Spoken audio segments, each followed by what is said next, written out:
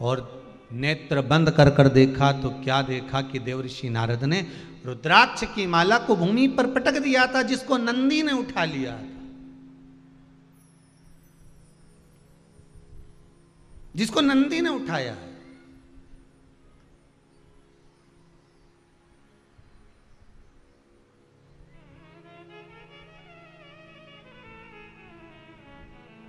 और नंदी ने उस रुद्राक्ष की माला को भगवान विष्णु शिव जी को ले जाकर दिया। प्रभु जी तो आपके गले की माला है। शंकर भगवान बोले हाँ मेरे गले की। किसको दी थी? भगवान बोले नारद जी को। नंदी को क्रोध आ गया। नंदी ने कहा मैं अभी जाता हूं नारद के पास, देव ऋषि नारद जी को अभी देख लेता हूं जाके, उन्होंने आपकी इस माला का अपमान कैसे कर दिया। शंकर भगवान बोले माला का अपमान उसने करा है तो तुझे क्रोध क्यों आ रहा है? उसने आपकी माला का अपमान करा है। भगवान बोले तुझे कहीं जाने को होता था उतना आज नहीं हो पाता। उनमें जो विवेक था, बुद्धि थी, वो बड़ी प्रबल थी। रसोई घर में क्यों रखते थे भगवान को? रसोई घर के अंदर क्यों भगवान का छोटा सा मंदिर होता था? कि रसोई घर के अंदर कोई बाहर का व्यक्ति प्रवेश नहीं करता। रसोई घर के अंदर माताएं भी प्रवेश करती थी, अगर रजो धर्म से हो जाती थी तो फिर वो रसोई घर में नहीं जाती थी।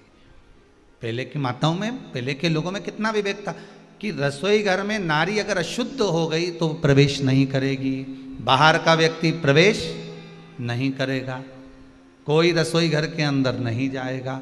भगवान के लिए जो भोजन बनेगा रसोई घर में ही भोजन बना, रसोई घर में भगवान पालेंगे, वहीं की वहीं भोग लग जाएगा, वहीं की वहीं श्रृंगार हो जाएगा, वहीं की वहीं दर्शन हो जाएगा, वहीं की वहीं आराधना हो जाएगी। पहले के लोगों में विवेक, बुद्धि, श्रद्धा, विश्वास, भाव और निर्मलता बड़ा प्रबल होता था।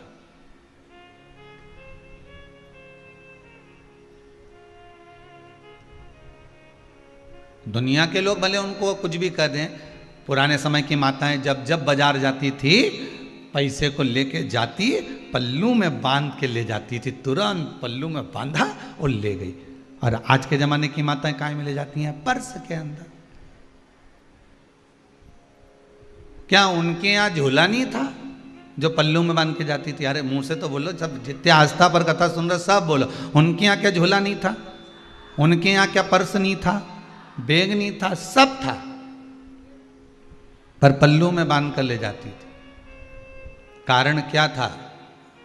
पल्लू को खोला, निकाला, दिया, फिर लिया, फिर बांध लिया। और आज के जमाने की माताएं चामड़े के पर्स में लेके गई, ऑटो में आ रही थी, ऑटो में छूट गया, बस में आ रही थी, बस में छूट गया, घर से चली थी, घर में छूट गया, दुकान पर बैठी थी, दुकान पर छूट गया, पार्लर में गई थी, पार्लर में छूट गया। 50 बार आपने सुना होगा कि पर्स छूट गया, पर कभी पुराने जमाने की माताओं से पूछा कि पल्लू कहीं छूट गया? नहीं। बस उनसे हमें यही सीखना है।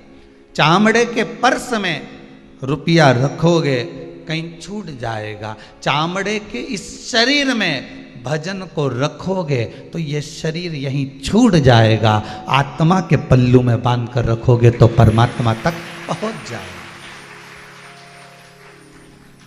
आत्मा के पल्लू में इस शिव नाम को बांध लेना, शंकर के नाम को बांध लेना।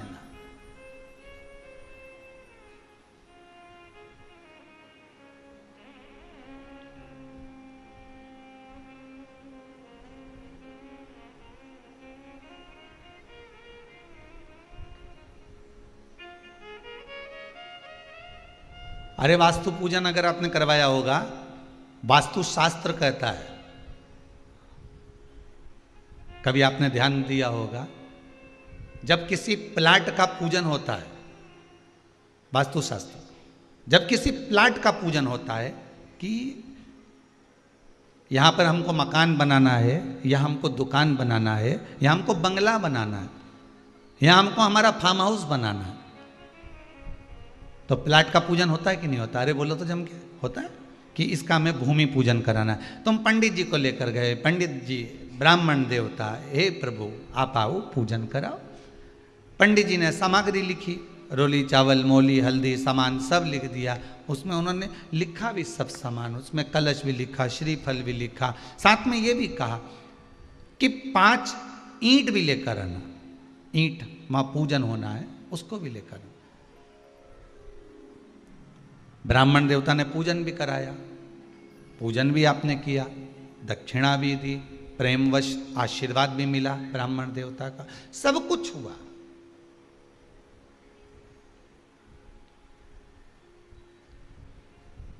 वास्तुशास्त्री को बुलाया, वास्तु वाले ने बताया कि ऐसा मकान बनाना, फ्लैट में इधर इतना छोड़ देना, ये कोने में ये कर लेना, इस कोने में वॉशरूम बनाना, इसमें रसोई घर बनाना, इसमें भोजन। बोलो सही है कि गलत है?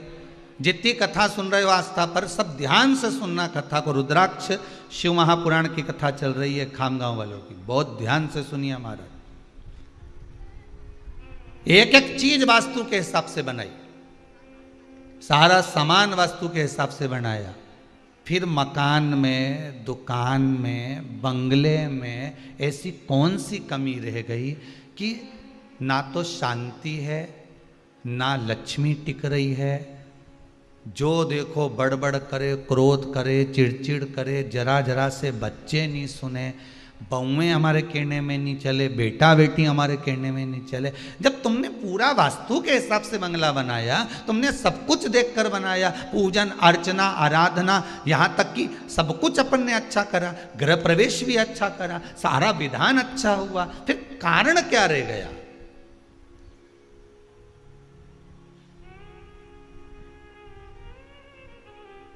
कभी एकांत में बैठकर जरा विचार तो करा करो कि कारण कौन सा रह गया होगा। कारण एक रह गया, शंकर को वास्तु का देव कहते हैं। वास्तु देवता कोई दूसरा नहीं, वास्तुदेव मेरा शिव ही है। शंकर ने नक्षत्र बनाए, शंकर ने ही घड़ी बनाई, शंकर जी ने ही पल बनाए, नक्षत्र बनाए, दिन बनाए, वार बनाए, महीने बनाए, ये सब शिव ने बनाए। एक एक पल, घड़ी, सेकंड, क्षण, सब कुछ शंकर मेरे शिव के द्वारा निर्मित। तो वास्तु शास्त्र कहता है, पंडित जी ने पूजन कराने के बाद बोल दिया आपको कि ये ईंट जो है, जब ये मकान बनाओगे तो इसको लगा देना। बोला था कि नहीं बोला था? ये लगा देना। अब जो आप ईंट लेकर आए, जो आप तगाड़ी लेकर आए, जिस गेती से आप खुदाई कर रहे हो, 5 बार 7 बार जो गेती तुमने जमीन में लगाई है, जमीन को खोदा है, भूमि पूजन करा है, वो गेती भी मांग के लाए। ध्यान दीजिएगा, सुख कहाँ चले गया, शांति कहाँ चली गई? वो गेती भी मांग कर लाए। जो ईंट तुमने रखी, अभी तो तुम्हारा मकान बनना चालू होगा, इसलिए ईंट तुमने बुलाई ही नहीं। जा एक काम करो, वहां से उठा ला 5 ईंट।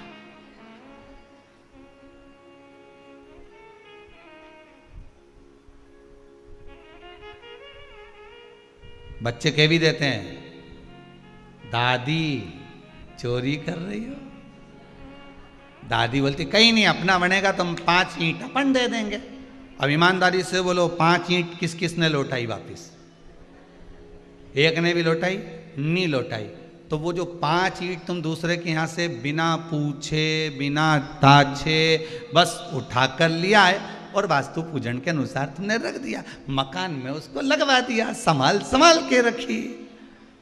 अब जो तुमने मकान में लगवाई है, पुण्य की कमाई और पाप की कमाई वो फिट हो गई। अब ऐसी फिट हुई है कि ना वो शांति दे रही है, ना वो लक्ष्मी रुकने दे रही है। वास्तु शास्त्र का पूजन केवल वास्तु मकान, बाथरूम यहाँ बना लो ने, रसोई घर यहाँ बना लो ने, हाल यहाँ बना लो, इससे वास्तु पूजन की महत्वता नहीं है। महत्वता यह है कि गारा क्या लगा है, महत्वता यह है कि ईंट कैसी लगी है, महत्वता यह है कि सीमेंट कैसी लगी है।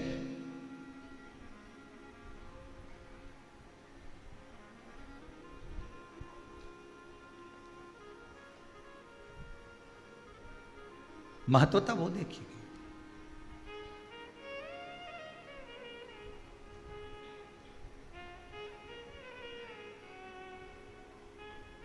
छोटी छोटी गलतियां हम अपनी जिंदगी में बहुत करते हैं। और बाद में फिर उस गलती के पीछे हमको रोना आता है कि मेरे घर में से शांति कहाँ चली गई, मेरे घर में से सुख कहाँ चले गए। मैं पहले छोटे से मकान में रहती थी, जरा से मकान में रहती थी, और मामा काका बुआ फूफा सब आते, एक हाल में सोकर चले जाते, प्रेम से भोजन करते, सब तारीफ भी करते, खूब आनंद में 8-8 10-10 दिन तक पड़े रहते। मेरे रिश्तेदार सब आते, कहीं देवरानी के जेठानी के सब पड़े रहते, यहीं पर यहीं रहते। छोटे से मकान में कितनी शांति थी, कितना सुख था। और जब से ये बंगला बनाया, जब से ये बिल्डिंग बनाई, शांति तो ना जाने कहाँ खो गई है, सुख ना जाने कहाँ चले गया है, ना जाने कहाँ पहुँच गया। अब हम उसको ढूंढ रहे हैं। शिव पुराण, रुद्राक्ष शिव महापुराण की कथा कहती है कि उस शांति को पाने का फिर प्रयास क्या हो सकता है। किसी वस्तु से हमें, किसी के सामग्री को, किसी की वस्तु को,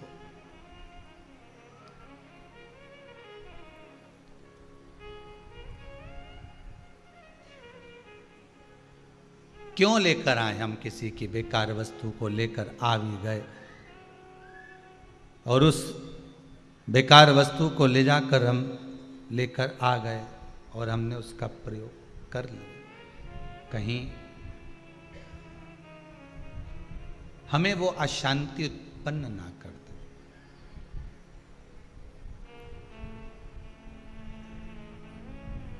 वास्तु पूजन में प्रयास करा करो अपनी सामग्री का प्रयोग। अपने घर में कुदाली हो, फावड़ा हो, गैती हो, हसिया हो, जो आपके घर में रखा है, भूमि पूजन उससे होना चाहिए। या जिस ठेकेदार को बनाने के लिए ठेका दिया है, उसको आपने कुछ शुल्क देकर ठेके में उसको निश्चित कर दिया है, तो फिर उसकी वस्तु यूज करें, उसकी वस्तु प्रयोग में।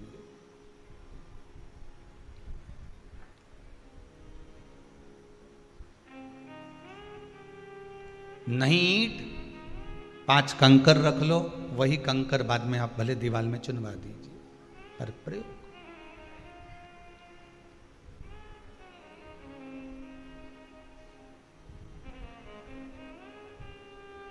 भगवान तो पहले के जो लोग होते हैं वो भगवान को अगर बिठाते हैं तो घर के रसोई घर में बिठाते हैं। हम मना नहीं करते, आप अपना बंगला बनाए हो तो भगवान का रूम जरूर बनाओ, पर भगवान को केवल हॉल में लाकर मत बिठा देना। नौकर भी निकल कर जा रहे हैं, सेवक भी निकल कर जा रहे हैं, आप भी दिन भर चप्पल पहन कर उन्हीं के सामने घूम रही हो। भले हमारी तो घर की चप्पल है तो सिर पे रख लो, घर की चप्पल है तो सिर पे लेके घूमो, नहीं घर की चप्पल है। बाहर की चप्पल तो हमने अलग रख रखी है, रसोई घर की चप्पल अलग होती है।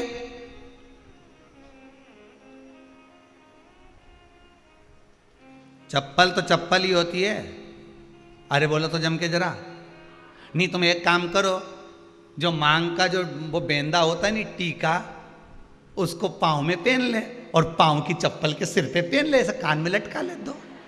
नहीं लटका के तो देखो लोग क्या कहें, हम भी तो जाने जरा, हम भी तो सोचें कि दुनिया के लोग क्या कहते हैं। फिर वो चप्पल जो कान में लटकी रहेगी अच्छी बड़ी वाली तुम्हारी पाँव की, तो दुनिया के लोग क्या कहेंगे, ए मूर्ख है कि पागल है ये, चप्पल को सिर पे लेके घूम रही। अब तुमने चप्पल को इतनी प्रतिष्ठा प्रदान कर दी कि ये तो हमारे रसोई घर की है, रसोई घर की, ये हमारे हॉल की है।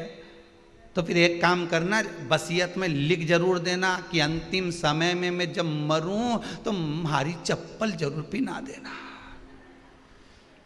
जितने भी मर कर गए हैं किसी के पांव में चप्पल और जूता नहीं था।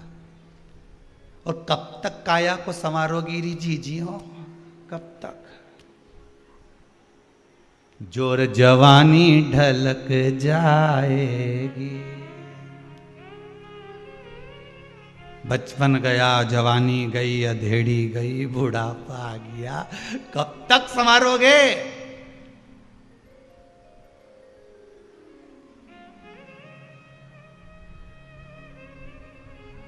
रसोई घर में ज्यादा काम करते हैं तो ठंड बैठ जाती, गुरुजी तुम तो अपनी अपनी लगाते हो। अब इतनी ठंडी बैठ जाए तो एक बात बता,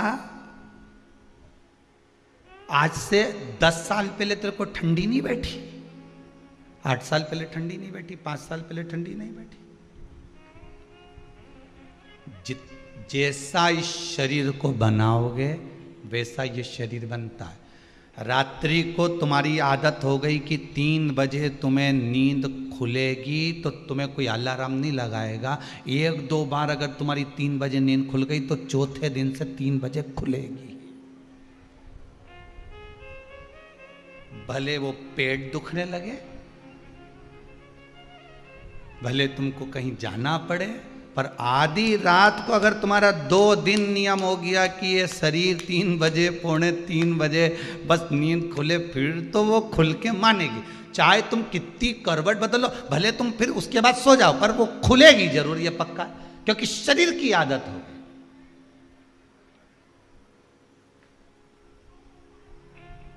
इस शरीर को तुम जैसा बनाओगे वैसा बनेगा।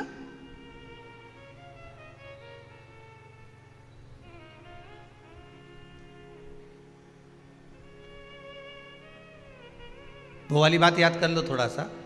वो कहते हैं ना कि पहले बच्चे नानी और दादी के घर में जन्म लेते थे। बोलो सही है कि गलत है?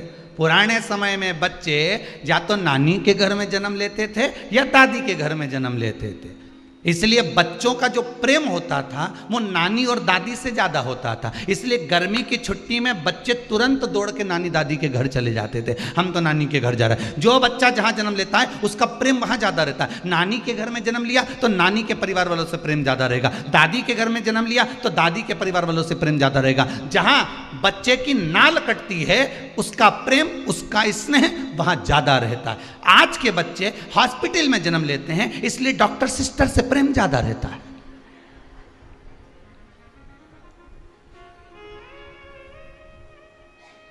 पहले नानी के घर ज्यादा जाते थे, दादी क्या हुआ तो दादी के घर ज्यादा जाता था। आज के जमाने में बच्चा जब जन्म हॉस्पिटल में रह रहा है तो बस जरा सी छींक आई हॉस्पिटल भागो, जरा सा कुछ हुआ हॉस्पिटल भागो। क्यों? क्योंकि उसको याद आती है हमारी मासी, सिस्टर,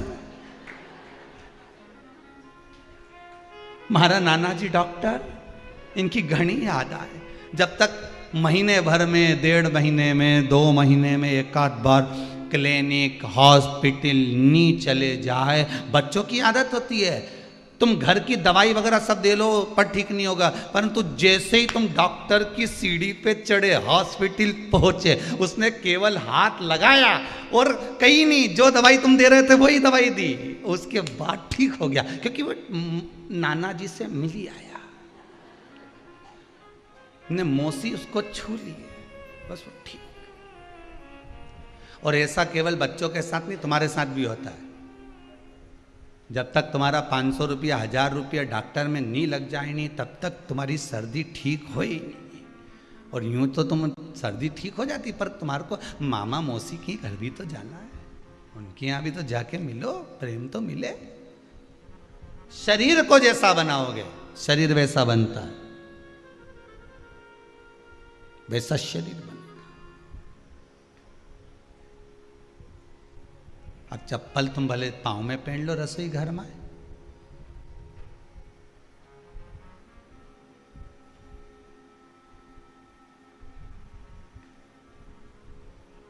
पाँव अच्छा दिखना चाहिए गुरुजी, बहुत जोरदार। और मन,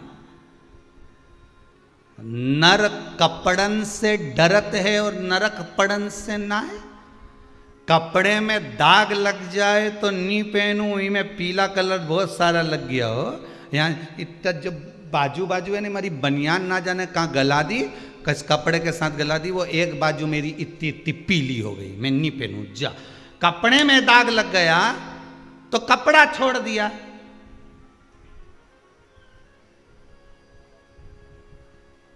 कपड़े में दाग लग गया तो कपड़ा गंदा दिख रहा है, कपड़ा गंदा हो गया तो तुमने उस कपड़े को फिर पहना क्या? नहीं, अच्छा नहीं लग रहा, ये कपड़ा गंदा हो गया, ये मुझे ठीक नहीं लग रहा। तो जब जब तुम्हारा मन गंदा हो जाए तो भी तो विचार करो करो कि आज मैंने झूठ बोल दिया, आज मैंने छल कर दिया, आज मैंने बेईमानी कर दी, आज मेरा मन गंदा हो गया, अब मैं कुछ भी हो जाए ऐसा काम कभी नहीं करूंगी कि जिससे मेरा मन गंदा हो। तुमने कपड़ा छोड़ा वैसे वो भी छोड़ो।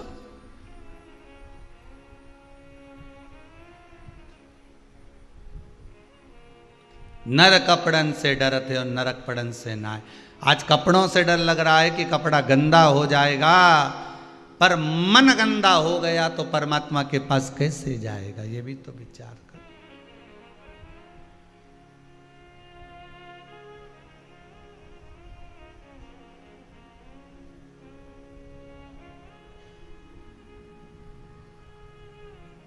वो एक लाइन गई ना, मेली चादर ओढ़ के द्वार तिहारे, कैसे आ सकते हैं हम? इस गंदे मन को लेकर कैसे पहुंचे? भजन, भोजन, धन, नारी, मंदिर, पूजन, पाठ, अर्चना। कितनी सुंदर बात लिखी हमारे शास्त्रों में। भगवान का भजन करो तो ब्रह्म मुहूर्त में करो। ब्रह्म मुहूर्त में क्यों लिख दिया? लिख देते कि दिन दोपहरी में करो, 12-1 बजे खूब डट के करो, पर उन्होंने लिखा ब्रह्म मुहूर्त में भगवान का भजन करो। ब्रह्म मुहूर्त में क्यों? कामी सोता रहेगा, भोगी भोग में लगा रहेगा, और योगी साधना करने वाला जब साधना में लगा रहेगा। कहते हैं ब्रह्म मुहूर्त में सुबह के समय पर जो स्वप्न देखो वो सिद्ध हो जाता। लोग कहते हैं सिद्ध हो जाता है, कहावत है लोगों की। सुबह अगर स्वप्न देखा तो वो सिद्ध होगा। तो सुबह जो भजन किया, सुबह जो मंत्र जाप किया, सुबह जो स्मरण किया, वो भी तो सिद्ध होगा। सुबह जो तुमने भजन करा है, कीर्तन करा है, स्मरण करा है, मंत्र जाप किया है, वो भी तो सिद्ध होगा। जब स्वप्न सिद्ध हो सकता है तो भजन भी तो सिद्ध हो सकता है।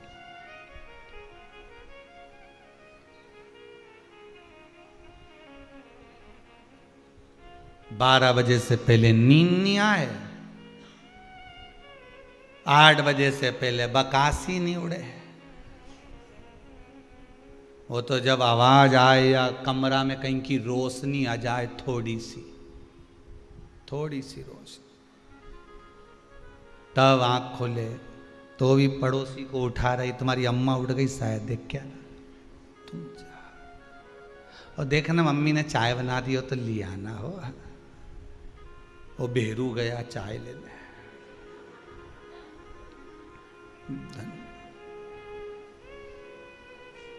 चाय दे रहा, मैडम गुड मॉर्निंग, चाय पियो।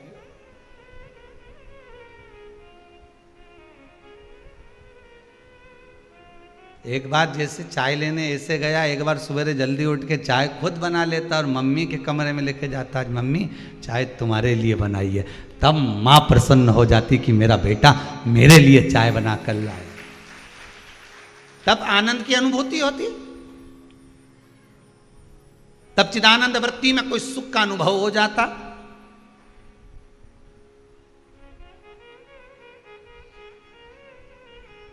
अरे सुधर जाओ रे,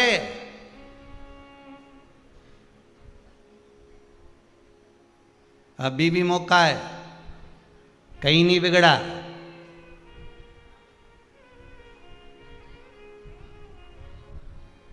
और निवेदन एक फिर करूंगा, जिनके रसोई घर में चप्पल जाती हो, भरे रसोई घर की चप्पल जा रही हो, रसोई घर में जिसके घर में चप्पल जाती हो और कोई के ये तो हमारे रसोई घर की है, निवेदन है मेरा, उस रसोई घर के भोजन को भगवान को भोग मत लगाना, बिल्कुल मत लगाओ। और कभी ब्राह्मण को भी भोजन करा रहे हो 16 श्राद्ध में और रसोई घर में चप्पल पहनकर भोजन बना रहे हो, तो ब्राह्मण को भी ऐसा भोजन मत कराओ। 16 श्राद्ध में पितरों के निमित्त भोजन करा रहे हो, चप्पल उतार कर जब माँ कितना सुंदर व्याख्यान है साहब। ये तांबे के, पीतल के, चांदी के, स्टील के बर्तन तो अब चले हैं, एल्युमिनियम के बर्तन तो अब चले हैं, पहले तो मट्टी के बर्तन बनते थे। मट्टी के बर्तन में ही भोजन बनता था।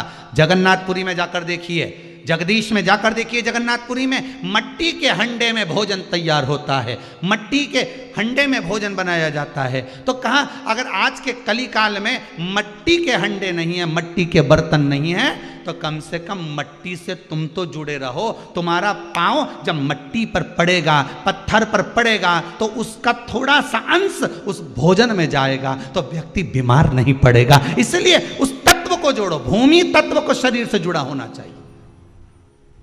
भोजन बनाते समय भूमि तत्व हमारे शरीर से जुड़ा हो, पर भूमि तत्व हमारे शरीर से जुड़ा कहाँ रहता? नीचे तो चप्पल पहने, तो तत्व कहाँ से जुड़ेगा?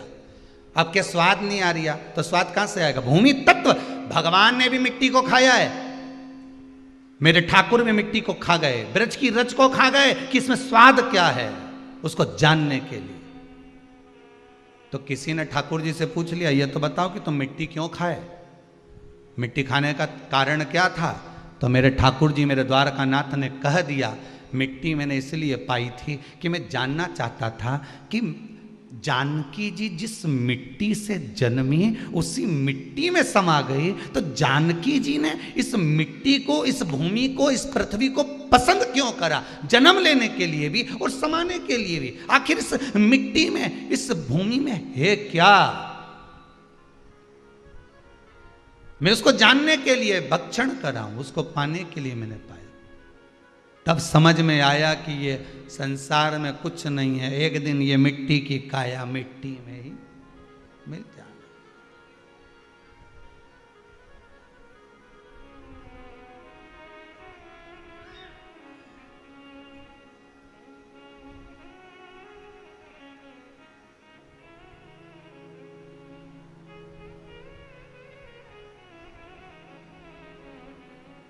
सब यही तरह।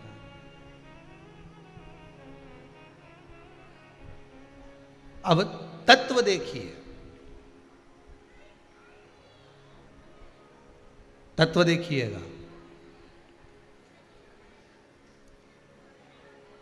कई लोग कहते हैं महाराज जी, जिस रुद्राक्ष को हम पहनते हैं, उस रुद्राक्ष को कहाँ नहीं पहनकर जाना चाहिए? 5 स्थान बताएं जहां रुद्राक्ष पहनकर नहीं जाया जाता। कितने स्थान हैं? 5। और रुद्राक्ष को 5 स्थान पर पहनकर नहीं जाते, पर रुद्राक्ष के लिए वर्णन किया गया है कि रुद्राक्ष कब कब उतार कर उसको वापिस अभिमंत्रित करना चाहिए। 5 जगह पहनकर नहीं जाना चाहिए, और रुद्राक्ष को अभिमंत्रित करना मतलब सीधा अमावस्या के दिन, पूर्णिमा के दिन, शिवरात्रि के दिन, श्रावण महीने के सोमवार को, प्रदोष के दिन,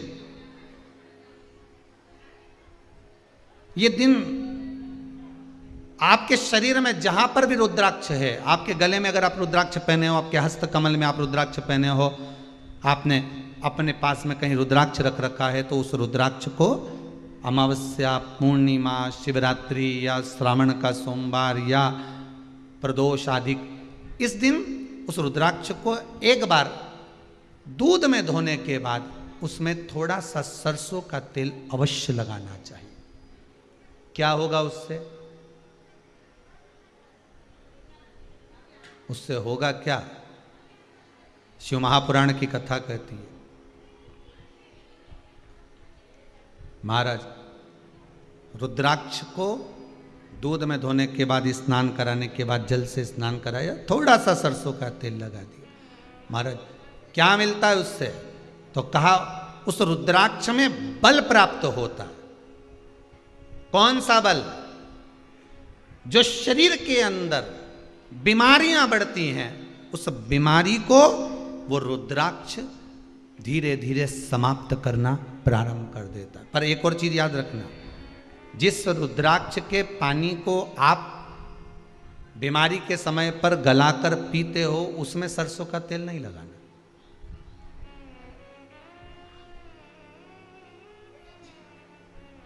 उसमें सरसों का तेल नहीं लगाना। उसको तो आप केवल स्नान कराओ दूध से, जल से, और फिर उसको गला दीजिए, उसका पानी आप पीना चालू कर दीजिए। जिसको बड़ी बीमारी होती है उसके लिए कल कथा में वर्णन किया था रुद्राक्ष के जल का, कि रुद्राक्ष का जल पिया जाता है शरीर के अंदर से रोग को, बीमारी को हटाने के लिए, रोग बीमारी को समाप्त कर। तब शिव पुराण कह रही है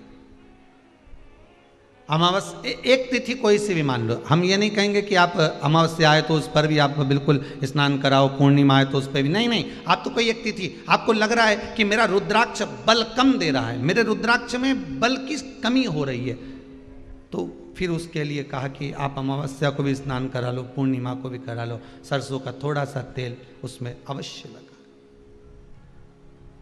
रुद्राक्ष की असली पहचान काय में करी जाती है? सरसों के तेल में तो करी जाती है। आगे कथा में अपन सुनेंगे कि असली रुद्राक्ष को कैसे पहचाना जाता है, सरसों के तेल से उसका वर्णन आता है।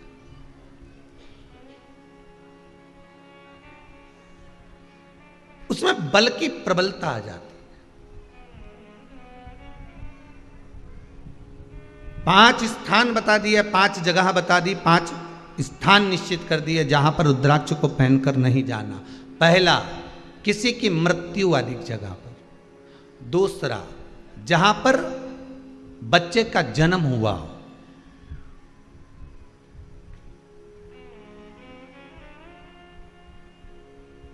मृत्यु आदि जगह पर सूतक लगती है, जहां बच्चे का जन्म लगता है वहां सावड़ लगती है। मतलब जीव जाने के बाद दुख का सूतक होता है, और बच्चा जब जन्म लेता है तो सुख की सावड़ रहती है, सुख की सावड़। 2 स्थान। तृतीय स्थान,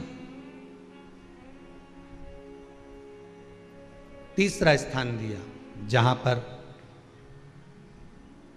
वैश्यावृत्ति होती हो या महाराज मदिरा का पान होता हो, उस स्थान पर रुद्राक्ष को नहीं ले जाया जाता।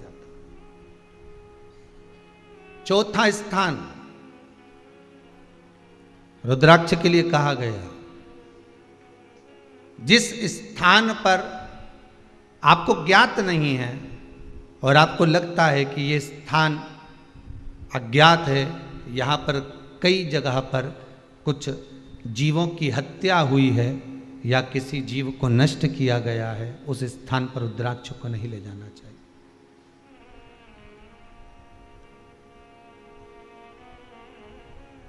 पांचवा, महाराज आपके रुद्राक्ष का जहां अपमान हो रहा है, अपमान से समझ में आ रही है ना आपको बात? ये काय को ढोंग प्रपंच में पढ़ा है? कौन ने कहा इतने रुद्राक्ष धारण कर ले? कौन ने कहा है? क्यों ढोंग प्रपंच में पढ़ा है? जहां रुद्राक्ष का, इसलिए रुद्राक्ष की मूलता है कि रुद्राक्ष का जब चक्र बनाया जाता है, रुद्राक्ष का जैसे किसी व्यक्ति का व्यापार नहीं चल रहा हो, कोई कर्जे में लदालूम हो गया हो, जिसके व्यापार बार बार बदलना पड़ रहा हो, या फिर कोई काम में मन नहीं लग रहा हो, या कहीं नौकरी, सर्विस, व्यापार, व्यवसाय व्यक्ति का जब चलता नहीं है, तो फिर उसके लिए रुद्राक्ष चक्र के रूप में काम करता है। जैसे सुदर्शन चक्र चलता है, ऐसे रुद्राक्ष का चक्र चलता है। रुद्राक्ष चक्र कितने रुद्राक्ष से बनता है? तो कहा 9 रुद्राक्ष से बनता है। 4 मुखी रुद्राक्ष के 3 रुद्राक्ष 4 मुखी के, 5 मुखी रुद्राक्ष 3, 6 मुखी रुद्राक्ष 3, कितने हो गए? जम के बोलो 9 रुद्राक्ष हो गए। लाल धागे में एक रुद्राक्ष को 4 मुखी को पहले ले लो, फिर उस रुद्राक्ष के बाद में उसको 1.25 गांठ लगा दो।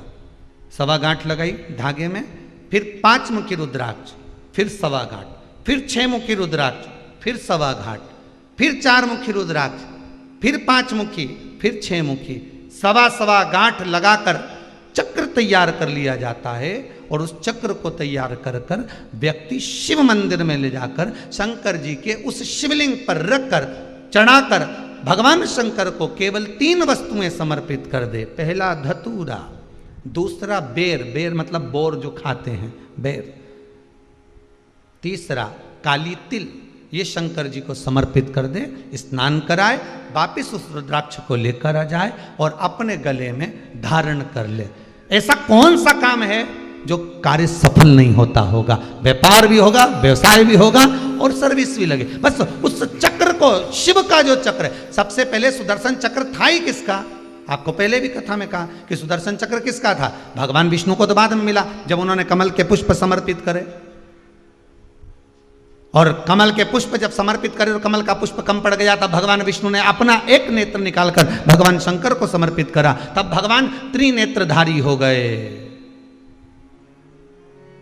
और भगवान शंकर ने देखा कि मेरे नारायण जिन्होंने मुझे नेत्र दिया है, मैं इनको क्या दूं? तब भगवान उसी समय पर मेरे ओघड़ दानी ने, मेरे शंकर ने, मेरे शिव ने अपने हाथ का सुदर्शन चक्र उठाकर भगवान विष्णु को दे दिया। भगवान त्रिनेत्रधारी हो गए, भगवान नारायण सुदर्शन चक्रधारी हो गए। तभी भगवान विष्णु ने पूछा, आपने चक्र मुझे दे दिया, आपके पास कोई चक्र नहीं है? तब भगवान ने अपने गले की रुद्राक्ष माला को उठाकर जो घुमाया, शिव जी ने कह दिया ये रुद्राक्ष चक्र का काम करता है। अच्छे का संहार कर देना, पछाड़ देना, ये रुद्राक्ष वो है जो मेरे हृदय में बसता है। एक चक्र मेरे शंकर के पास आज भी है। वो कौन सा चक्र है? जम के बोलिए, रुद्राक्ष चक्र। रुद्राक्ष चक्र में ज्यादा मन के नहीं होते। कितने होते हैं? अभी बताया था कितने?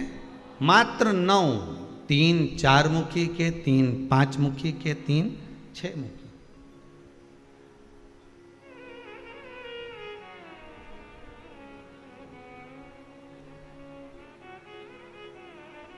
छोटे से छोटा रुद्राक्ष होता है, बहुत छोटा, उससे एक बड़ा से बड़ा। एक रुद्राक्ष का हमने वर्णन किया था कि कल एक भगत ने परसों के दिन, 1 दिन पहले, श्रावण महीने के समय पर एक रुद्राक्ष भेजा है पंडिल बनाकर। आप उसका दर्शन करिए। आस्था वालों से निवेदन है वो भी दर्शन कराएं। जो बड़ा रुद्राक्ष इन्होंने भेजा है, इतने बड़े रुद्राक्ष का जो दर्शन महाराज, 7 मुखी बड़ा रुद्राक्ष। शायद इतने बड़े रुद्राक्ष का दर्शन आपको पहली बार प्राप्त हो रहा होगा। पर ये रुद्राक्ष बेंगलोर से जो बनाकर भेजा है इन्होंने, 7 मुखी, बड़ा, फिर उससे छोटा, फिर उससे छोटा, इससे भी छोटा रुद्राक्ष होता है, फिर उससे भी छोटा रुद्राक्ष होता है। ऐसा नहीं होता कि रुद्राक्ष, बड़े से बड़ा रुद्राक्ष का क्रम उन्होंने भेजा कि गुरुदेव इतना बड़ा रुद्राक्ष और उससे 7 मुखी, फिर 7 मुखी, फिर 7 मुखी, छोटे से छोटा रुद्राक्ष। आप जिस रुद्राक्ष का चक्र अपने जीवन में उतार रहे हो, फिर निवेदन करूंगा, दुनिया में ऐसा कोई समस्या नहीं जिस समस्या का कोई निदान नहीं। हर समस्या का निदान है, पर निदान किसी दूसरे के पास नहीं, निदान केवल मेरे भोले नाथ के पास में है। आपको अगर किसी समस्या का सफल आनंद चाहिए तो शंकर की शरण में जाओ।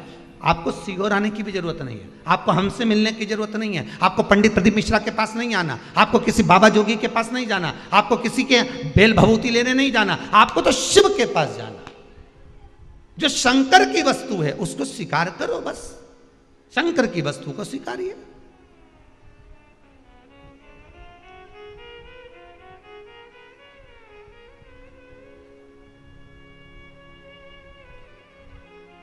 शंकर की वस्तु को स्वीकार करना चालू कर दीजिए।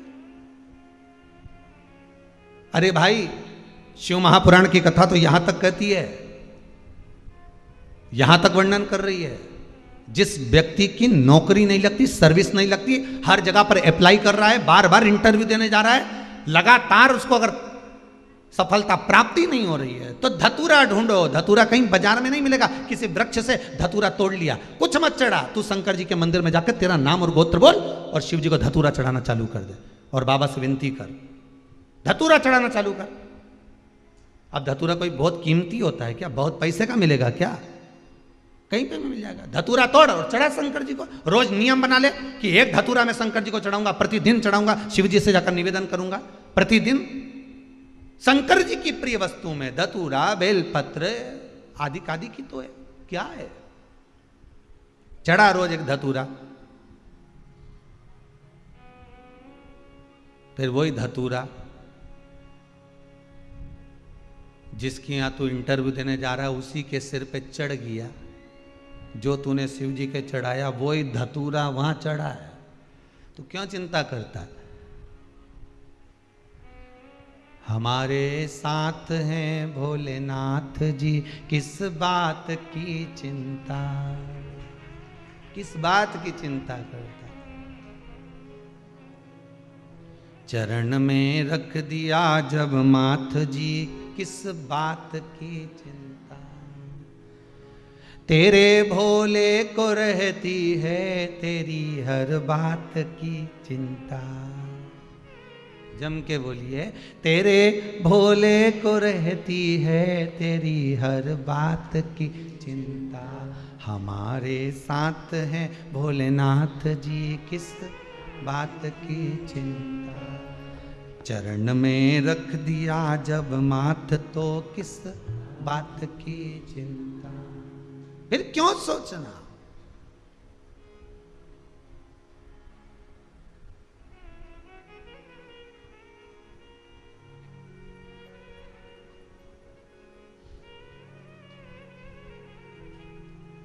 बस उसको रिझाना।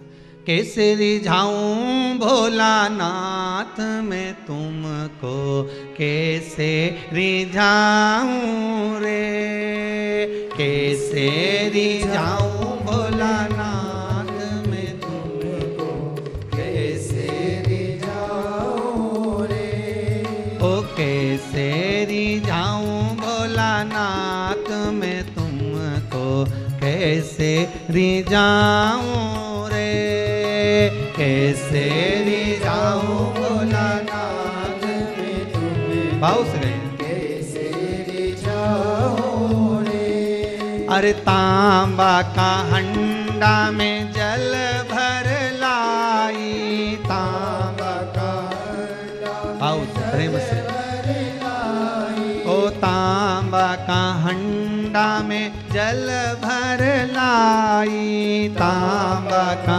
हंडा में जल भर लाई। अरे कैसे नीलाऊं भोलानाथ मैं तुमको, कैसे नीलाऊं रे, कैसे नीलाऊं भोलानाथ मैं तुमको, कैसे नीलाऊं रे।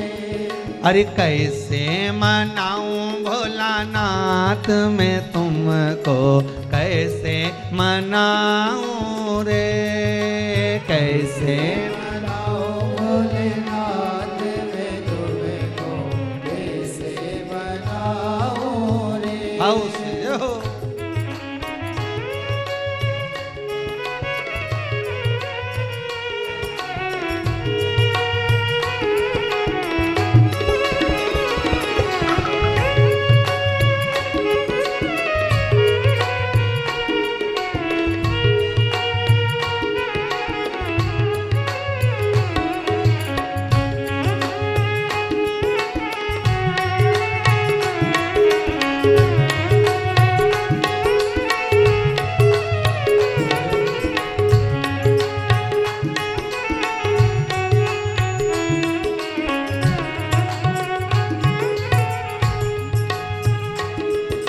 सोने की थाली में भोजन ले आई, सोने की थाली में भोजन ले आई, सोने की थाली में भोजन ले आई, सोने की थाली में भोजन ले आई। अरे कैसे जिमाऊं भोलानाथ मैं तुमको, कैसे जिमाऊं रे, कैसे जिमाऊं भोलेनाथ मैं तुमको, कैसे जिमाऊं रे। कैसे रिझाऊं भोलानाथ मैं तुमको, कैसे रिझाऊं रे, कैसे रिझाऊं भोलेनाथ मैं तुमको, कैसे रिझाऊं रे।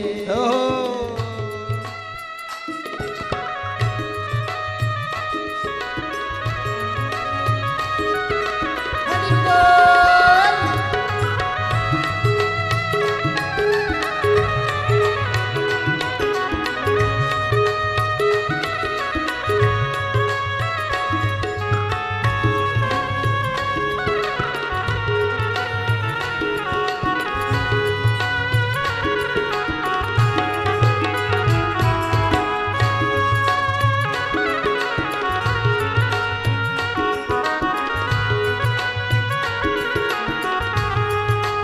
हर भोले।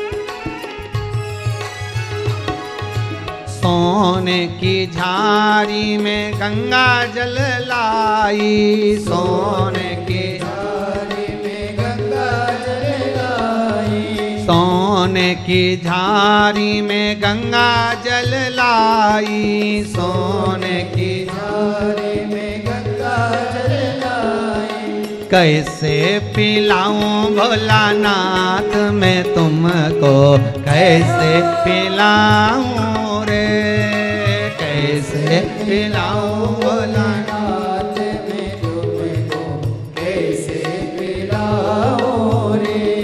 ओ कैसे रिझाऊं भोलानाथ मैं तुमको, कैसे रिझाऊं रे, कैसे रिझाऊं भोलेनाथ मैं तुमको, कैसे रिझाऊं रे। कैसे रिझाऊं भोलानाथ मैं तुमको, कैसे रिझाऊं रे, कैसे रिझाऊं भोलेनाथ मैं तुमको, कैसे रिझाऊं रे।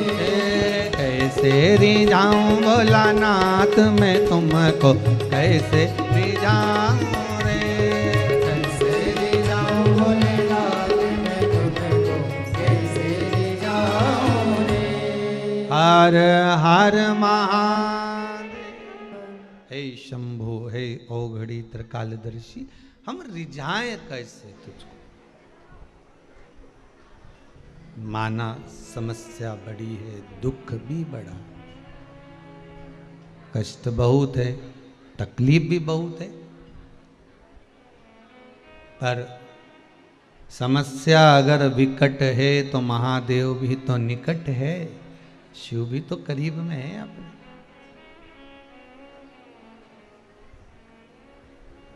अगर विकट है भी तो शिव निकट है।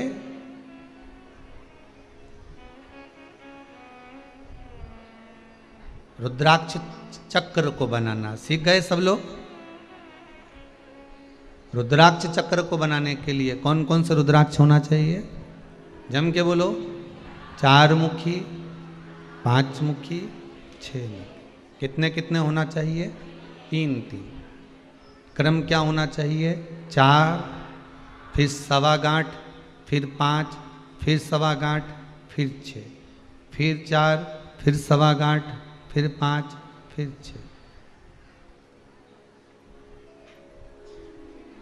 लाल धागे में तैयार कर जो रुद्राक्ष का चक्र है, सहज नहीं होता। शिव स्मरण में 5 स्थान पर रुद्राक्ष को नहीं ले जाया जाता, ये कथा में वर्णन। रुद्राक्ष को कब वापिस उसको बल प्रदान करना है, अमावस्या, पूर्णिमा, शिवरात्रि, श्रावण सोमवार, प्रदोष, ये दिन रुद्राक्ष के बल प्राप्त करने के, बल प्रदान।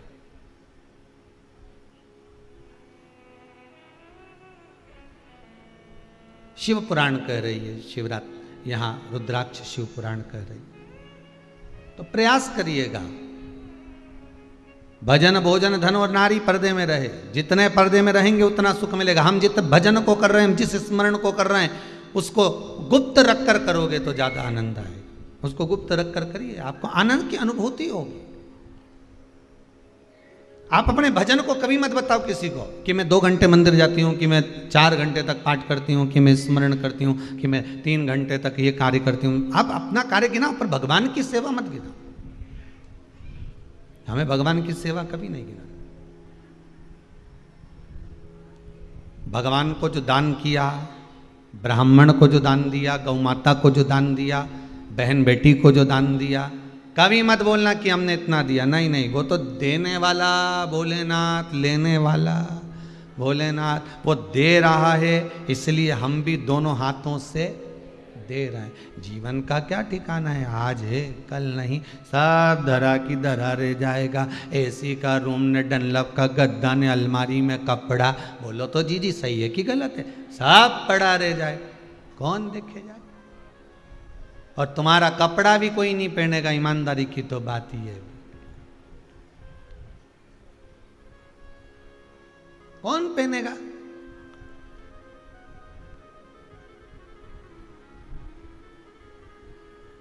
अब दूसरी जगह कौन जाए, हम तो अपनी कह दें।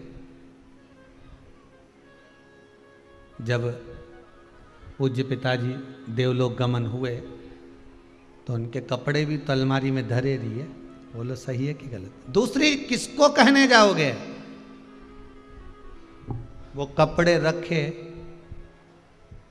अब वो कौन पहने? महाराज तो धोती पहने, पैंट शर्ट नहीं पहने, सफारी नहीं पहने, और जो हम पहने वो तुम नहीं पहनो। नहीं तो पहनो तो कोई दिक्कत नहीं है। किसके कपड़े किसको आ रहे, रखे। फिर वो प्रयास किया जाता है कि जो पहनने वाला हो, जो किसी को लगता हो तो देते जाओ, पहन लेगा, धारण कर। इसलिए आपसे बारंबार कहते हैं, जीवन का कोई ठिकाना नहीं, श्वास रुक जाएगी चलते चलते, शम्मा बुझ जाएगी जलते जलते, दम निकल जाएगा रोशनी का, क्या भरोसा है इस जिंदगी का। खूब भजन करो, खूब, भगवान दे दे तो कथा भी करवा लो, सत्संग भी करवा लो, भजन भी कर लो, शिव पुराण भी सुन लो।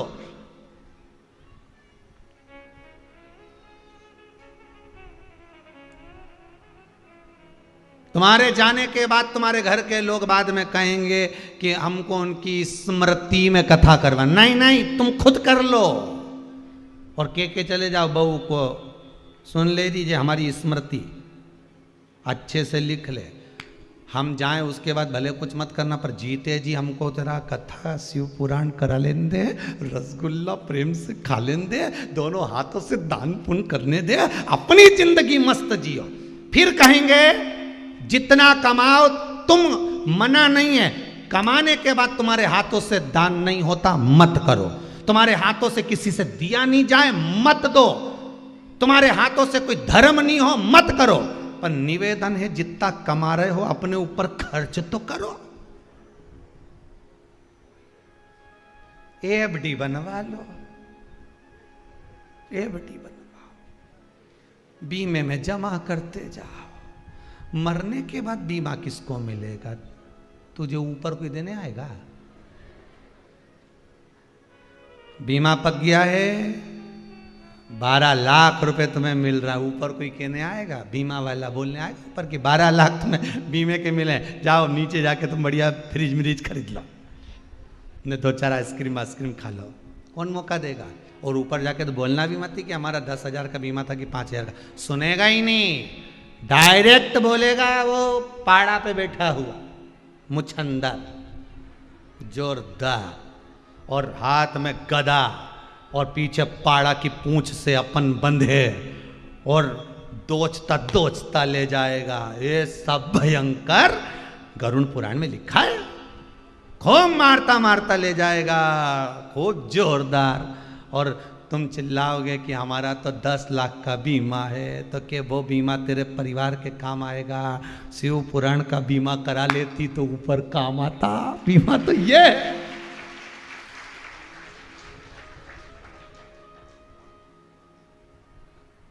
आस्था चैनल पर ऑनलाइन बुकिंग हो रही थी इस बीमे की 1 बजे से, बोलो तो 4 बजे तक रोज सियोर वाला महाराज भी बापड़ा चिल्ला चिल्ला के थकी गया, बोल बोल के कि बीमा करा लो, बीमा करा लो। बीमा मतलब कथा सत्संग स्मरण में मन लगा लो। ये मन लगाना ही बीमा। एक बार हो गया नहीं तो आखिरी तक चले।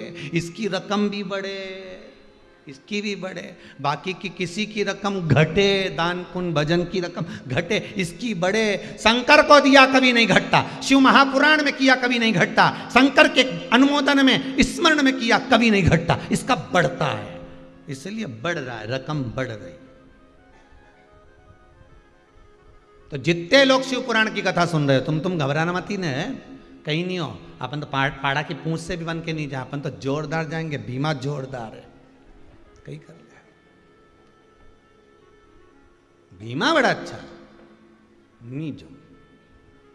और यमराज के दूत अगर बंदी बनाने भी आ जाए नहीं तो उनसे कह देना पहले फाइल देख ले, इसके बाद बात करना मेरे से तो बोलना ही मत ही। बस सियोर वाला महाराज की इतनी कथा सुनी है, नहीं तो महाराज के पास ही चली जाऊंगी अब्बी की अब्बी, और वहां जाके पूछूं महाराज से, तूने किया था महाराज की कथा सुनो, तो वो छेड़े ही नहीं, बोले ही नहीं।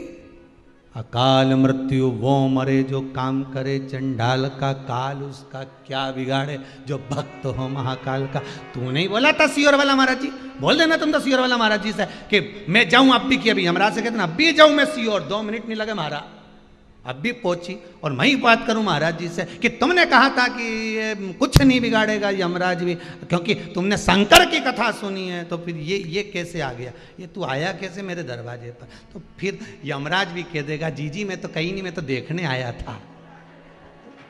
वो भी कह देगा मैं तो थारे प्रणाम करने आया था कि तूने शंकर की इतनी कथा सुनी कि थारा रोम रोम में 3.5 करोड़ रोम छिद्र में शंकर की कथा ऐसी बैठ गई, तो 9 महीने से 10 महीने से 8 महीने से 2 साल से ऐसी सुन रही है कि रोम रोम में कथा चली गई। अब तो कहीं की दूसरी पानी भी चढ़ाए तो तू के बता दे, काय को मंदिर का ले रही, घर से लाई? अब तो तू भी सुधारने का काम कर दे। रोम रोम में शिव बैठना चाहिए, नस नस में शंकर हो, नस नस में शंकर। फिर क्या डरना उसमें? या तो शिव पुराण, मत बुरे कर्म कर बंदे वरना पछताएगा, भगवान की आंखों से तू बच नहीं सकता।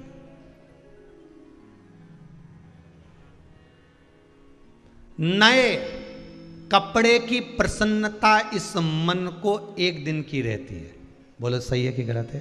कपड़ा पहनने के बाद बस 2-4-8 लोगों को दिखा दिया ना, राखी पे तुमने पहन के जोरदार, दिवाली पे अपना कपड़ा वैसे तो तुम संभाल के रखो, और जो पहनी नए कपड़े की इतनी उमंगता थी, नए कपड़े का आनंद,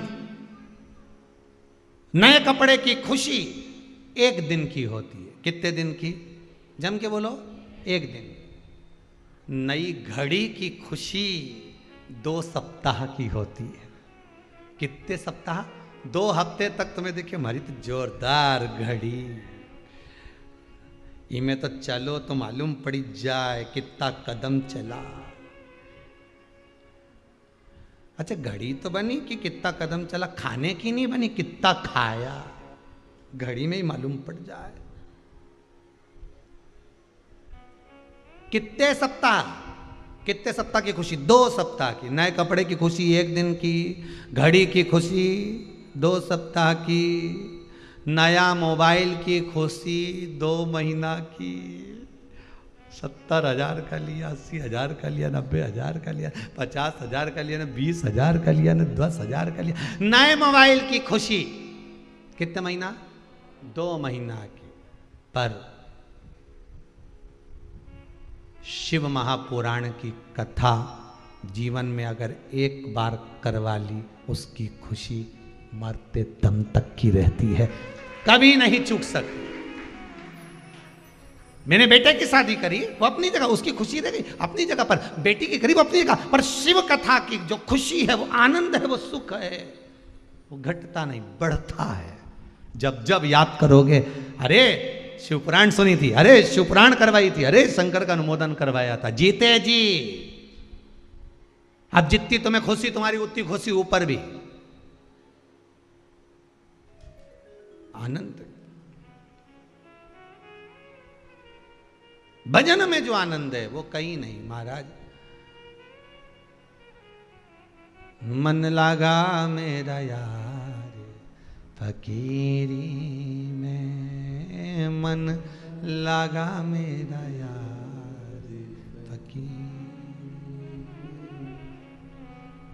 फिर सुख नाही अमीरी में, मन लगा मेरा यार। बस ये अड़भंगा है, ये आनंद है। कभी मत बोलो अपने भजन को मैंने कितना किया है,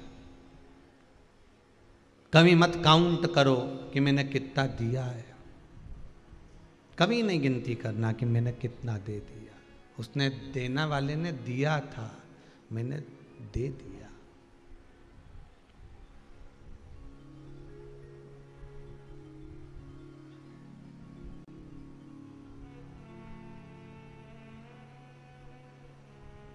महाराज शिव पुराण कह रही है, देवऋषि नारद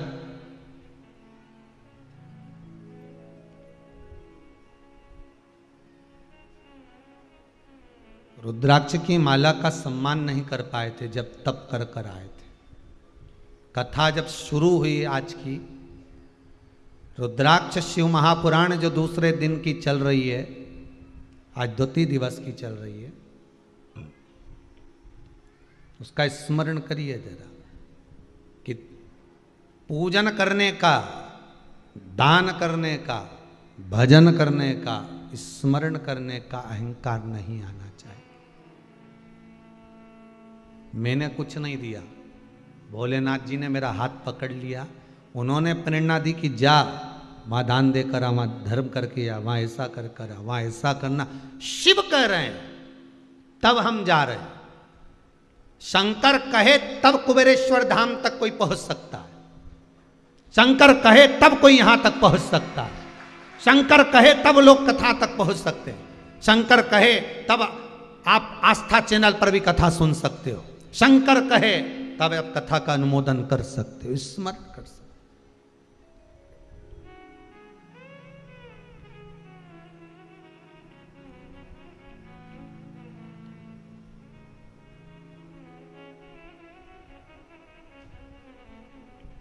शिव करे सो है। शंकर अगर, मेरे भोलेनाथ अगर प्रेरणा नहीं दे तो आप कहाँ आ रहे हो यहाँ? कहाँ आप कहाँ कथा सुन पा रहे हो? टीवी पर, टीवी के सामने बैठकर। आप कहाँ मोबाइल पर सुन पा रहे हो?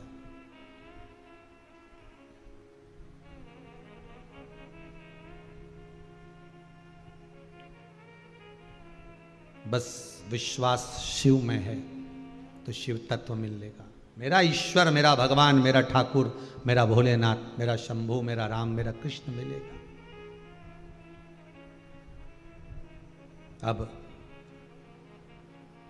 देवऋषि नारद ने सम्मान नहीं करा रुद्राक्ष की माला, भगवान शंकर ने दी थी। बस इतना जरूर कहा था माला देने के बाद कि ए देवऋषि नारद, इतना जरूर याद करो कि तुमने जो मुझसे कहा कि कामदेव को मैंने जीत लिया, जिसको आप नहीं जीत पाए, ये बात आप भगवान विष्णु से मत कहना। पर नारद जी जो माला पहनकर गए रुद्राक्ष की माला देवऋषि नारद ने उतार कर जमीन पर पटक दी। ये माला मैं पहनूंगा, ये माला मैं पहनूंगा। रुद्राक्ष की माला महाराज ये बल प्रदान करती है, तो व्यक्ति के ब्लड प्रेशर को, शुगर को भी लेवल कर देती है। बहुत बहुत ध्यान देना महाराज। जिस दिन आपका ब्लड प्रेशर ऊंचा जा रहा हो या नीचा जा रहा हो, डॉक्टर कह रहे हैं बहुत हाई हो गया, बहुत नीचा हो गया, दवाई खाओ, मना नहीं हमारी तरफ से, आप खाओ, पर थोड़ी देर के लिए आपके घर में अगर कोई रुद्राक्ष पड़ा हो, कोई रुद्राक्ष रखा हो, क्योंकि रखे को और पड़े में अंतर हो जाता है कि तुम उसका प्रयोग तो करते नहीं हो, तो पड़ा है। बहुत सारे रुद्राक्ष, कई माता कह देती हमारे यहाँ बहुत सारे पड़े, पड़े का अलग संबोधन की, रखा मतलब उसका आपने प्रयोग नहीं करा। आपने उस रुद्राक्ष को, अगर शंकर का स्पर्श हुआ है, सिद्ध करा हुआ रुद्राक्ष है, तो अगर ब्लड प्रेशर ऊंचा नीचा भी हो रहा है, तो थोड़ी देर रुद्राक्ष को हाथ में रख लो, या फिर दोनों हाथ से दबाओ, मलो, या पूरी हथेली में उसको घुमाना प्रारंभ कर दो। ज़्यादा से ज़्यादा 5 मिनट 3 मिनट करना, ब्लड प्रेशर लेवल पर आ जाए। करके जरूर देखना। श्योर वाला महाराज झूठ तो नहीं बोल रही यार, करके जरूर देखो, प्रैक्टिकल जरूर करो। कहीं और श्योर वाला महाराज झूठ बोले तो प्रैक्टिकल जरूर करो, बिना प्रैक्टिकल नहीं रहना। क्योंकि महाराज बोल रहा है कथा में से, और कथा में से निकालेगा सो बताएगा। अपन तो सब चीज रखो यहाँ पर, एक एक चीज का वर्णन रखो। जो भी चीज कोई पूछे, तुमसे भी कहीं का पूछे कि काली मिर्ची का कहाँ लिखा, तो बता देना 14वें अध्याय में 57 में नंबर श्लोक में लिखा है कि काली मिर्ची शंकर जी को चढ़ती है। तुम्हें बताने में क्या जाए, एक एक चीज का प्रूफ रखिए, रखो सामने और बताओ। तो ब्लड प्रेशर को लेवल में कर देता है रुद्राक्ष। ब्लड प्रेशर, दुनिया के लोगों बस कथा पढ़ते हैं, बस उन्होंने कहा हमने तो पढ़ी, हमें तो कहीं मिला ही नहीं। तो देखे तो ढूंढने में तो भगवान मिल जाए दादा, ढूंढो तो, ढूंढना पड़ेगा, कथा में प्रवेश करना पड़ेगा आपको। केवल ऊपर से नहीं, भीतर से, इस दिल से जुड़ो कथा में। फिर हाथ जोड़ के निवेदन है, जितने शंकर की कथा आप लोग श्रवण करने वाले श्रोता भाई बहन है, मेरा करबद्ध निवेदन है, श्योर वाला महाराज पे विश्वास करो ना करो, पर शंकर पर जरूर करना। वो डूबने नहीं देगा तुमको। उसने मेरे जैसे को अगर हाथ पकड़ा है तो आपका भी पकड़ेगा, यह पक्का है। उसका अनुमोदन करो, उसका स्मरण करो, जपो उसको, भजो उसको, भजो उसको।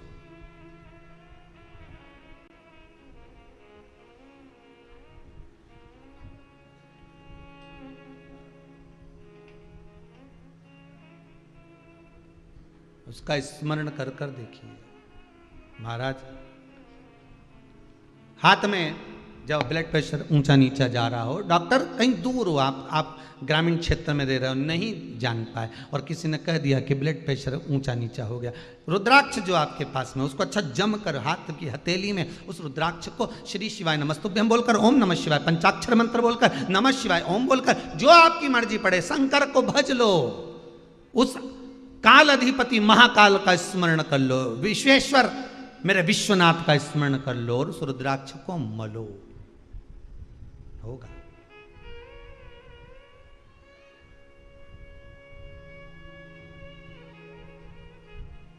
शंकर का अनुमोदन करें।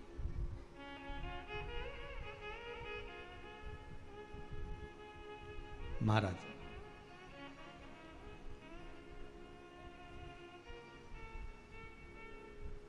भगवान की भक्ति को आप जितना धारण करेंगे, जितना, उतना सुख का अनुभव होगा। अपमान कर दिया देवऋषि नारद ने रुद्राक्ष की माला का। रुद्राक्ष की माला का अपमान नहीं करा है, पहले तो सीधे जाकर शंकर जी का अपमान करा है। सीधे डायरेक्ट पहुंचकर शंकर भगवान के सामने जाकर डायरेक्ट पहुंचकर कहा, सीधे।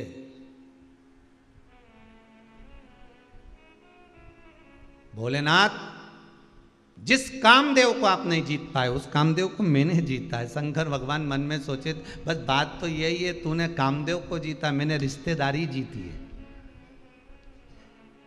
मैं सती का पति, कामदेव रति का पति, ये मेरा साड़ू भाई है। अगर मैं आंख नहीं खोलता तो घर आने के बाद मेरे को सती मैया कहती कि मेरा बहन का पति आया था, तुम उससे 2 मिनट बात नहीं करे। जरा पूछो तो तुम अपने अपने घर की दशा, तुम्हारी बहन का पति आए और तुम्हारा पति बात नहीं करे तो बेचारे की हालत खराब हो जाए। 2 मिनट दुकान छोड़ के नहीं आ सकते थे? इतने दिन के बाद तो आया। 5 मिनट बात करने में तुम्हारा क्या जा रहा था? क्या सारा काम आज ही करना था? मेरी बहन का पति आया था और भगोने जैसा मुंडा हो गया,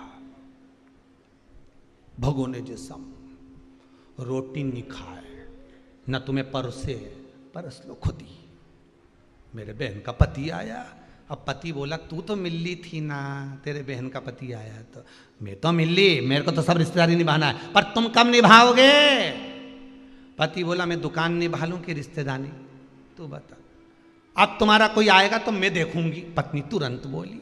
तब पति ने कहा अच्छा मैं फोन लगा ले। काय को फोन लगा रहे हो अब तो भगवान शंकर जानते थे कि मैं गृहस्थाश्रम में पड़ा हूं। भगवान शंकर जानते थे कि मैं मृत्यु लोक में रह रहा हूं। मृत्यु लोक की हालत भगवान शिव ने कह दिया कि ये रति का पति है, मैं सती का पति हूं। शंकर भगवान बोले जब मेरा साधु भाई आया तो नेत्र तो खोलना पड़ेगा साहब, मोबाइल तो एक साइड रख के बात तो करनी ही पड़ेगी ना, भले तुम हेडफोन लगाए पर निकालना तो पड़ेगा, क्योंकि रिश्तेदार आया है। सही रिश्तेदारी इसको ही कहते हैं। जब अपने दरवाजे पर कोई आए, कोई अतिथि आए, कोई मेहमान आए, कोई तुम्हारा अपना मिलने के लिए आया है, तुमसे हालचाल पूछने के लिए आया है और तुम सामने टीवी खोल कर बैठे हो, न्यूज देख रहे हो, तो उसको लगेगा कि नहीं लगेगा? हम आए, हमको तो सम्मान देख ही नहीं रहा। बस 11 रनी बने इसके, 1 विकेट हो चुका है। अब मेहमान को लगे बताओ हम तो इतनी दूर से इनसे मिलने आए और इसका ध्यान टीवी में लगा है। अच्छा लगेगा कि नहीं लगेगा? बोलो अच्छा लगेगा? ये सब चीज अच्छी है? नहीं। जब तुम्हारे यहां कोई अतिथि आए, जब तुम्हारे यहां कोई मेहमान आए, जब तुम्हारे यहां कोई मिलने के लिए आए, उस समय पे टीवी बंद। कितना भी रोचक नाटक क्यों ना आ रहा, बंद। हाँ कोई धर्म की कथा चल रही हो, सत्संग आदि चल रहा हो तो चलाओ, क्योंकि ये घर जाके नहीं सुनेगा, इसे यहीं सुनाओ। हाँ कथा हो रही हो शिव पुराण की टीवी पे और कहीं का मेहमान आ जाए तो मना नहीं, इसको तो सुनाओ, पूरी सुनाओ। ये घरे जाके नहीं सुनेगा, इसके तो यहीं सुनाओ। दूधो नहाओ ने पूतो फलो, यही ना। पर अगर कहीं के गेम चल रहा हो, मैच आदि चल रहा हो, या ये नाटक माटक या फालतू चीजें चल रही हो तो बंद, बाद में देख लेंगे। एक नाटक तो 2-3 बार आए, बोलो सही है कि गलत है? कभी इस पे आए, कभी उस पे आए। शिव पुराण कौन सी 2-3 बार आए? एक ही बार आए 1 बजे से 4 बजे तक। 4 बजे के बाद इनसे कह भी दें कि लगा दो तो इनका दादा नहीं लगाए, तब क्या क्यों?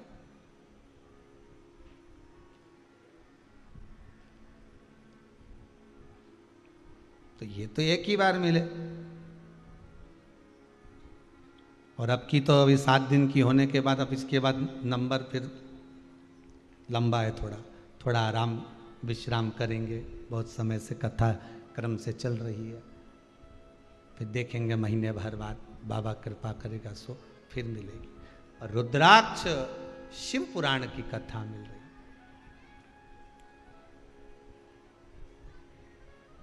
अब इसके बाद में थोड़ा गिरिराज दादा, कभी गंगा मैया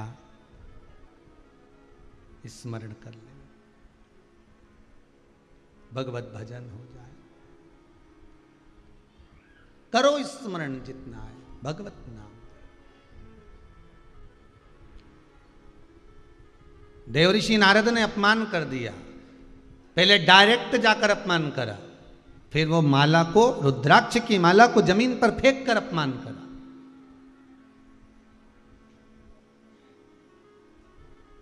बहुत कीमती है शंकर जी के ये नयन के अश्रु, रुद्राक्ष बहुत कीमती। जो मोल समझ गया ना वही जान सकता है। आपके आंसुओं का मोल वही जानेगा जो उसकी कीमत जानता होगा। नहीं तो तुम दिन रात आंसुड़ा ढलकाती तो कोई नहीं पूछे तुमसे, पर जो मोल समझे वही, उसी के सामने रोना श्रेष्ठ है। जो आंसू पहुंचते समय ताना ना दे, अब शब्द ना करें। महाराज अब रुद्राक्ष की माला फेंक दी, देव ऋषि नारद चले गए। भगवान विष्णु के यहां जाकर उन्होंने वही संवाद करा। शंकर भगवान का फिर वही वाक्य कहा तो देव ऋषि नारद के शब्द सुनकर भगवान विष्णु की आंख से जल बहा। मेरे प्रभु की आज निंदा कर दी है, मेरे प्रभु की निंदा, मेरे शिव की निंदा कर दी।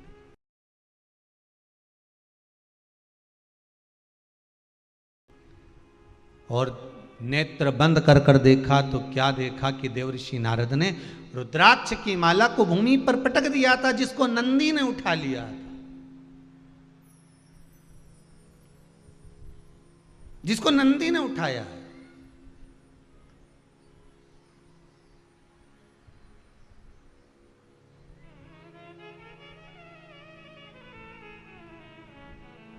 और नंदी ने उस रुद्राक्ष की माला को भगवान विष्णु शिव जी को ले जाकर दिया। प्रभु जी तो आपके गले की माला है। शंकर भगवान बोले हाँ मेरे गले की। किसको दी थी? भगवान बोले नारद जी को। नंदी को क्रोध आ गया। नंदी ने कहा मैं अभी जाता हूं नारद के पास, देव ऋषि नारद जी को अभी देख लेता हूं जाके, उन्होंने आपकी इस माला का अपमान कैसे कर दिया। शंकर भगवान बोले माला का अपमान उसने कराए तो तुझे क्रोध क्यों आ रहा है? उसने आपकी माला का अपमान करा। भगवान बोले तुझे कहीं जाने की जरूरत नहीं है। रुद्राक्ष की माला का अपमान करने वाला खुद अपने आप, जैसे रुद्राक्ष की माला भूमि पर पड़ी है वैसा वो खुद पड़ा मिलता। आप चिंता ना करें नंदी, आप बिल्कुल चिंता ना करें। आप किस चीज की चिंता कर रहे हो? छोड़ दो उसको। गुरु की करनी गुरु भरेगा, चेला की करनी चेला। उड़ जाएगा हंस अकेला। जो जैसा करेगा वो वैसा फल पाएगा।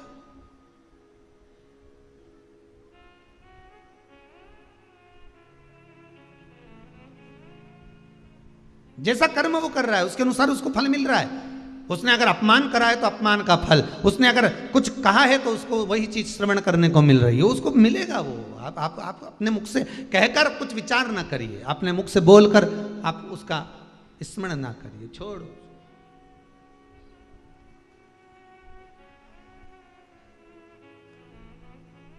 हमें उसका स्मरण नहीं करना। एक बात बड़ी सुंदर है, आत्मा की शांति के लिए कैलाश पर्वत पे जाकर मत बैठो। आत्मा की शांति के लिए हमें कैलाश जाने की जरूरत नहीं है। हमें केदारनाथ जाकर ठंडे में बैठने की जरूरत नहीं है। आत्मा को ठंडी रखने के लिए, शांति रखने के लिए, कूल रखने के लिए हमें कैलाश पर जाकर नहीं बैठना। कैलाश वाले को हमारे अंदर लाकर बिठाना है, हमें कैलाश नहीं जाना है।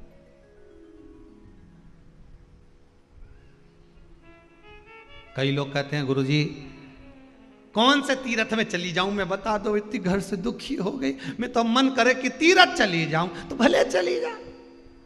अभी कल की बात है, रात्रि ने जन्माष्टमी के दिन रात्रि को 11 बजे की बात, नहीं 11-12 बजे, शायद 10:30 पौने 11 की बात है। कहे हमारा मन नहीं लगे घर में रहने का, अब तो मैंने सोच लिया किसी तीर्थ में जाके रहूंगी।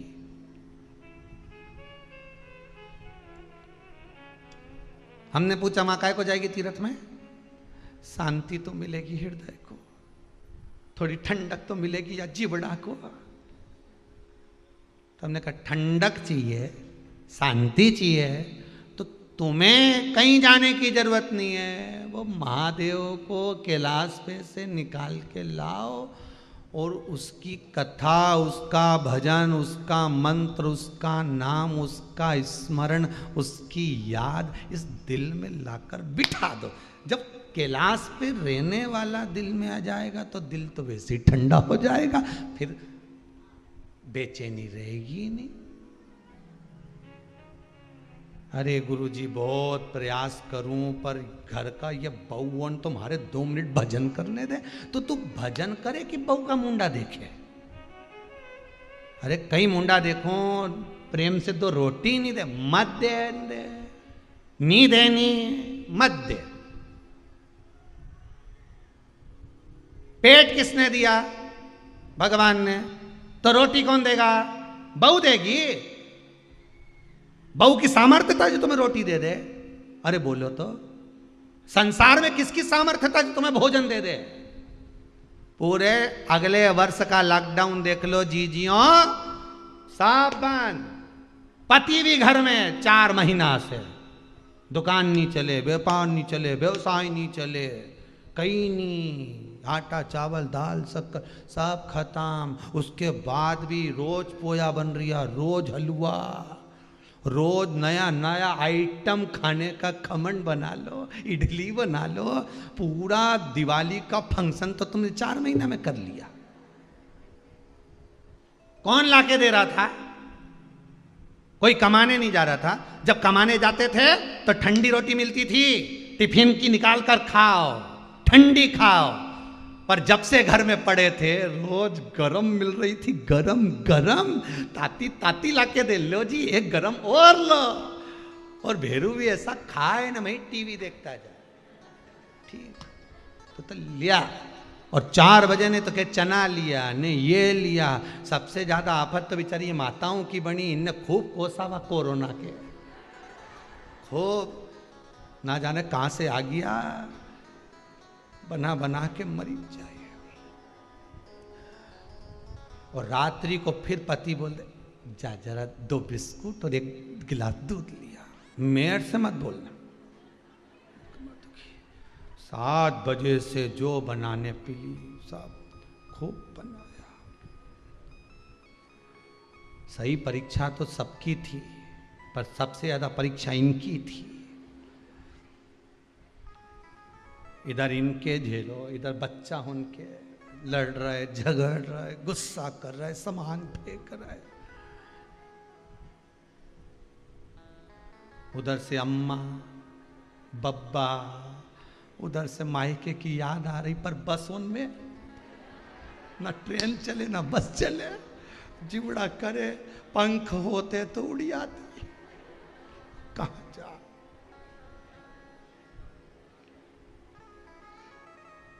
और चली भी गई मान लो खुद की गाड़ी से, तो मायके वाले व्यवहार भी ऐसा कर रहे। उधर बैठ जाओ, मास्क लगाओ, मुंह पे हाथ सैनिटाइज करो, और जितने कपड़े पहने हो सब धो। तो क्या हम कोई मरे में से आ रहे हैं? नहीं, धो जा, सब धो। अब कौन खिला रहा था? तो उनसे हमने अम्मा जी से यही बोला, जो माता जी बेचारी दुखी होके आई, हम तो कई करे, हम तो वृंदावन चले जाएं कि वहाँ चले जाएं कि वहाँ, भले चले जाओ पर बिहारी जी को हृदय में बिठाओ, कैलाश अधिपति को हृदय में बिठाओ। तुम्हारे जाने से कुछ नहीं होगा कि तीर्थ में जाके बैठ जाओगे तो तुम्हारा मन शांत हो जाएगा। अच्छे से सुन लो री जीजियो, और भाइयों से भी निवेदन अच्छे से सुन लो कि मैं तो बहुत घर से परेशान हो गया, अब तो मैं घर छोड़ दूंगा, मैं वहां जाके रहूंगा। तुम कहीं पे भी चले जाओ, जब तक भगवान हृदय में नहीं बैठेगा तब तक कहीं पे भी रह लो, सुकून नहीं मिलेगा। नहीं तो घर में ही मन भगवान को हृदय में बिठा लो, इस दिल में। तुम घर में ही टीवी के सामने कथा सुनती हो, भगवान को दिल में बिठाओ, फिर तुम्हें कहीं जाने की जरूरत नहीं। मन चंगा कठोते में गंगा, कहीं नहीं जाना आपने, फिर तो तुम्हारा मन करेगा ही नहीं, अब नहीं जाऊं। 1 बजे से महाराज जी की कथा है, मैं कहीं नहीं जाना, मेरे को तो कथा सुनना। अब तो मायके में भी जिवड़ा नहीं लगे, मायके गई राखी बांधने तो टीवी चालू कर दो, महाराज आ होगा। व्रत की शिव पुराण चल रही थी उस समय पे, तो कि टीवी चालू करो, महाराज आ हम कथा सुनेंगे 2 बजे शायद। ठीक, चित्त नहीं लग रहा, मतलब शिव बैठ गया। अब भ्रांति नहीं रही, अब ब्रह्मता नहीं रही।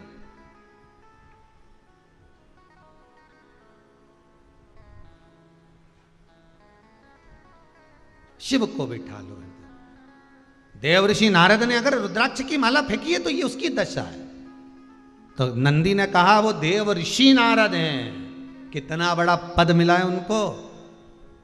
इतना बड़ा पद मिलने के बाद कुछ होता है क्या? नहीं नहीं नहीं नहीं। अगर अहंकार अगर हृदय में आ गया, शिव की निंदा कर दी, रुद्राक्ष को फेंक दिया, रुद्राक्ष का स्मरण नहीं करा, तो गति तो बिगड़ना है, कुछ नहीं करना, गति बिगड़ना। हुआ बंदर का मुख लगा देव ऋषि नारद को। काय का मुख लगाए? बंदर। अब इतने बड़े ऋषि, देवताओं के भी ऋषि बनकर बैठे हैं देव ऋषि नारद, फिर बंदर का मुख क्यों, किस लिए?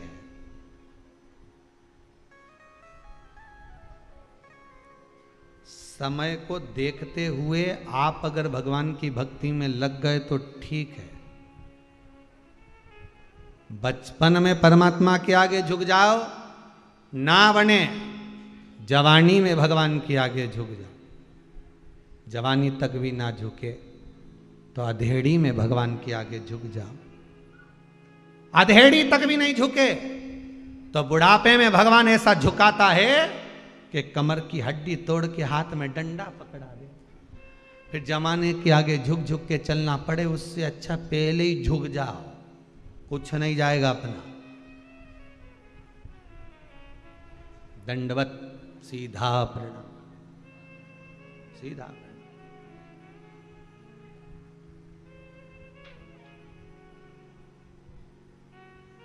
इस चित्त को लगा लो। ओ काशी वाले, ओ डमरू वाले, ओ काशी, दिल मेरा रखना तेरे हवाले, दिल मेरा रखना तेरे हवाले।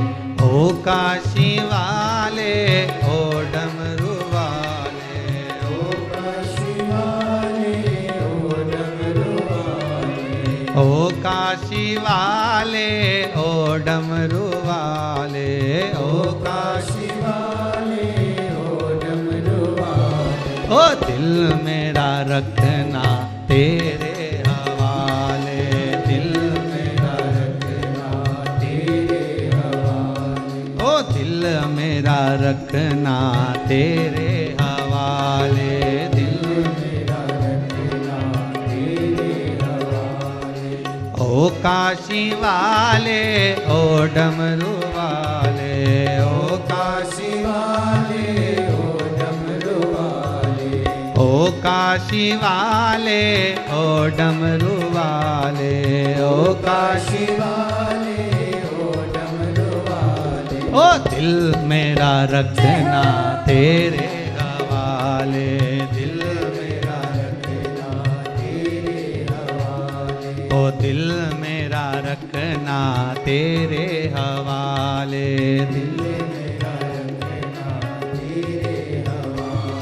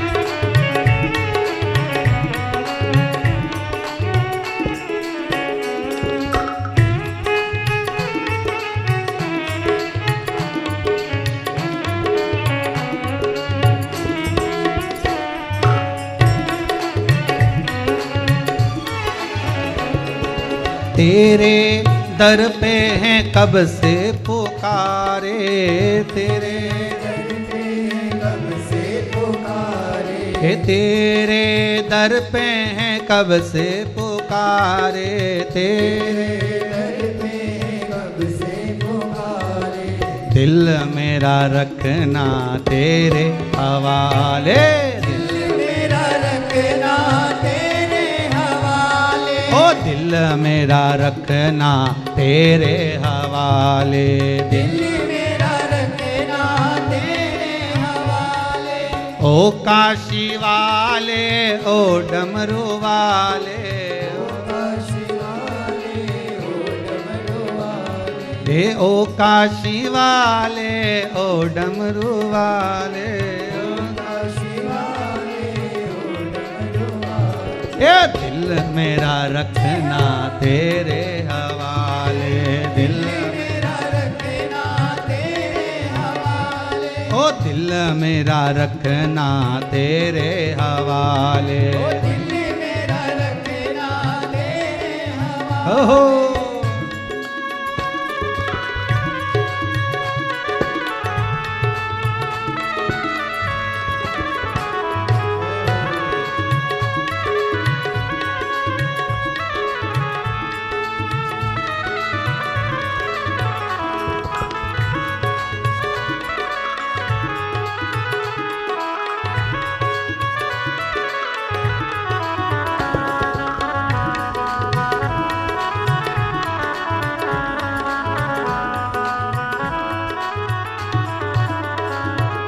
तेरे भगत ने तुझे पुकारे, तेरे भगत ने तुझे पुकारे, ओ तेरे भगत ने तुझे पुकारे, भगत ने तुझे पुकारे। ओ दिल मेरा रखना तेरे हवाले, दिल मेरा रखना तेरे हवाले, ओ दिल मेरा रखना तेरे हवाले, दिल मेरा रखना तेरे हवाले।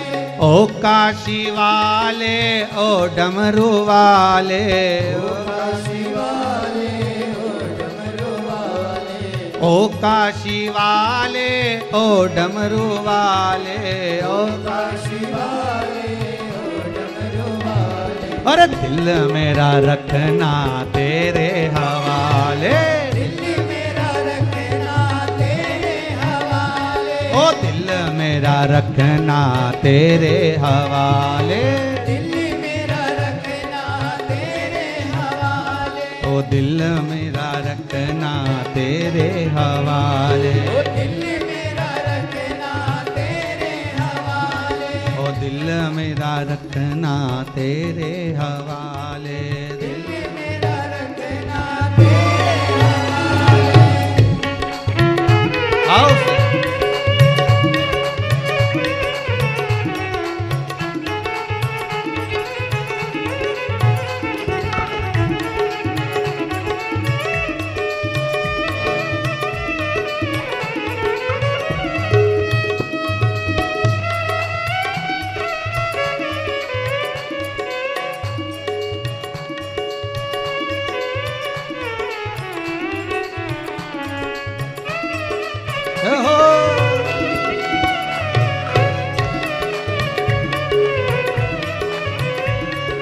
शिव के चरणों में मस्तक झुका ले, चरणों में मस्तक झुका ले, शिव के चरणों में मस्तक झुका ले, चरणों में मस्तक झुकाए। अरे दिल मेरा रखना तेरे हवाले, दिल मेरा रखना तेरे हवाले, दिल मेरा रखना तेरे हवाले, ओ दिल मेरा रखना तेरे हवाले, ओ काशी वाले ओ डमरू वाले, काशी वाले ओ डमरू वाले, ओ काशी वाले ओ डमरू वाले, काशी वाले ओ डमरू वाले, और दिल मेरा रखना तेरे हवाले, दिल मेरा रखना ओ काशी वाले, ओ दिल मेरा रखना तेरे हवाले, दिल मेरा रखना ओरे हवाले, ओ दिल मेरा रखना तेरे हवाले, दिल मेरा रखना तेरे हवाले, दिल मेरा रखना तेरे हवाले, दिल मेरा रखना तेरे हवाले। रुद्राक्ष का अपमान देवऋषि नारद कर दिया, बंदर का मुख लग गया।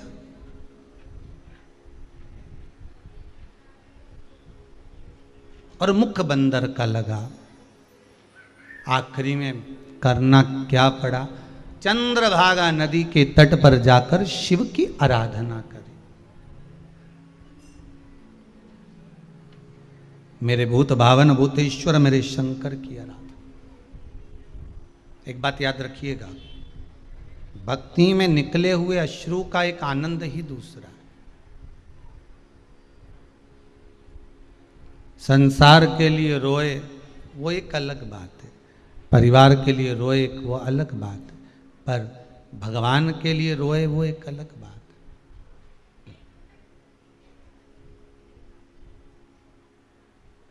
शिव मिला, मेरे भोले, मेरे ओघड़ी, मेरे दातार, मेरे शंकर।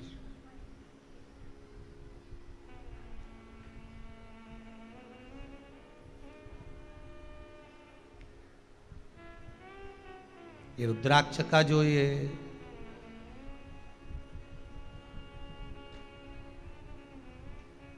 स्वरूप है, फल है,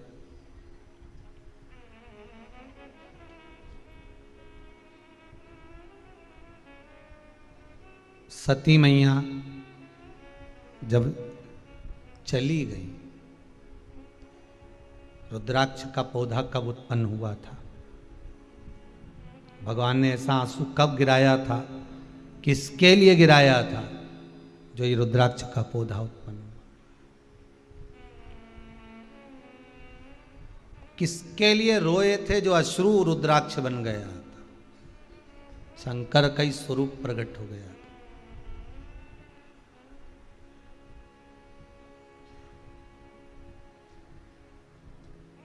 शिव जी को सारे रुद्राक्ष प्रिय हैं, पर शंकर जी को सबसे ज्यादा प्रिय है दो मुखी रुद्राक्ष।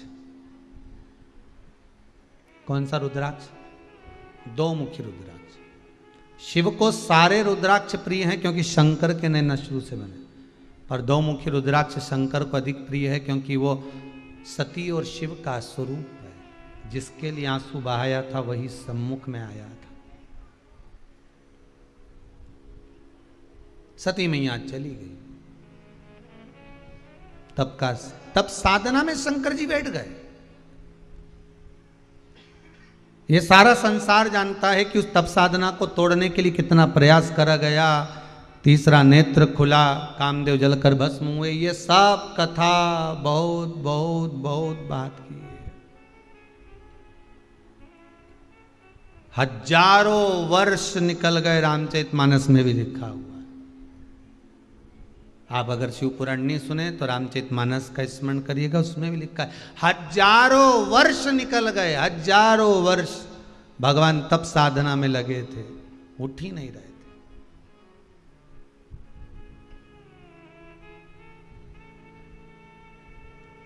बाबा उठे ही नहीं।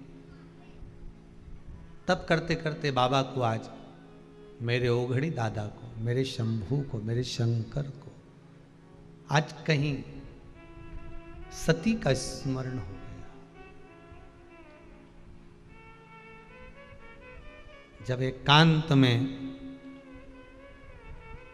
पत्नी अगर चली गई, प्राण छूट गए, समाप्त हो गई, लोग कहते हैं क्या पति रोएगा इनके लिए? पर एकांत में जब पति बैठता है, पूरा घर में पोता पोती नाती पंती सब है, तो भी कितना भी बुजुर्ग हो गया हो तो भी उसको स्मरण आ ही जाता है। कभी एकांत में बैठकर आंख में जल आ ही जाता है। पत्नी भी चाहे कितनी भी बुजुर्ग हो गई हो, जिसका कहीं पति चला गया हो, भले इस घर में सब कुछ है, दादी हो तुम, सब कुछ है, पोता पोती नाती पंती धन दौलत बहू बेटा सब अच्छे हैं, तो भी कई साल निकल जाते हैं, सालों, उसके बाद भी कभी स्मरण आया तो अश्रु निकल ही जाता है। कभी स्मरण में आ जाता है, हो जाता है कभी कभी आंखों में अश्रु, प्रभु की याद में भी आ जाते हैं।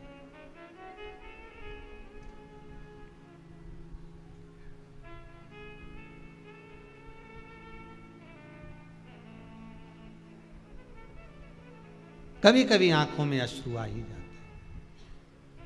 भगवान मेरा ओघड़दानी, मेरा त्रिकालदर्शी, मेरे कैलाशी, मेरे अविनाशी, मेरे शिव बैठे थे। आंख में सती की याद स्मरण करते करते आ गई। कब आई? जब स्मरण में राम चल रहे थे। राम का मैंने दर्शन करा, कुंभज बाबा के आश्रम से होकर आया, मुझे मेरे राघव का दर्शन हो गया। राघव के दर्शन को याद करते करते, राम जी के दर्शन को याद करते करते वो सती भी याद आ गई।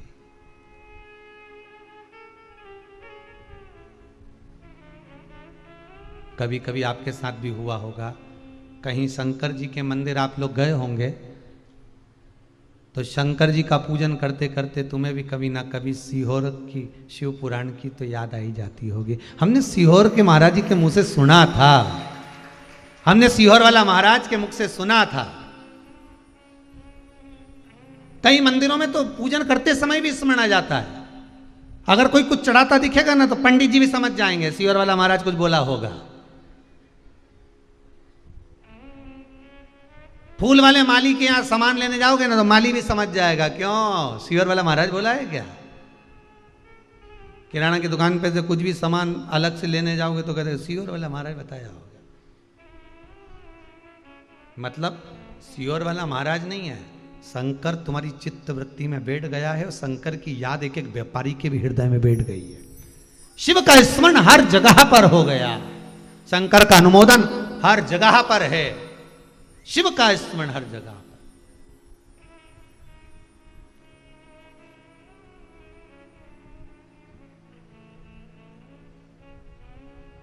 चित्तवृत्ति में आ गया, सती का अनुमोदन हो गया। कुछ याद, कुछ पल, कुछ घड़ी, कुछ क्षण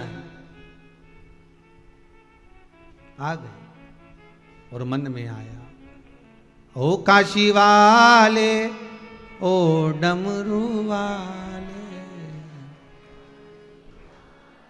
दिल मेरा रखना तेरे हवाले।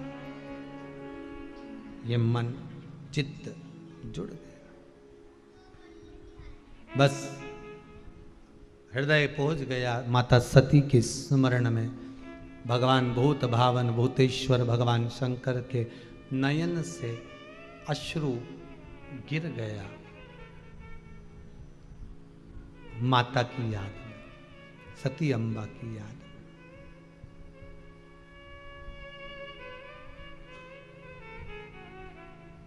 माता की याद में, सती अम्बा की याद। दिल मेरा रखना तेरे हवाले, ओ काशी वाले, ओ डमरू वाले, काशी वाले, ओ डमरू वाले, ओ काशी वाले, ओ डमरू वाले, ओ काशी वाले, ओ डमरू वाले, ओ दिल मेरा रखना तेरे हवाले, दिल मेरा रखना तेरे हवाले, ओ दिल मेरा रखना तेरे हवाले, दिल मेरा रखना तेरे हवाले, तेरे चरण में लगन लगा ले,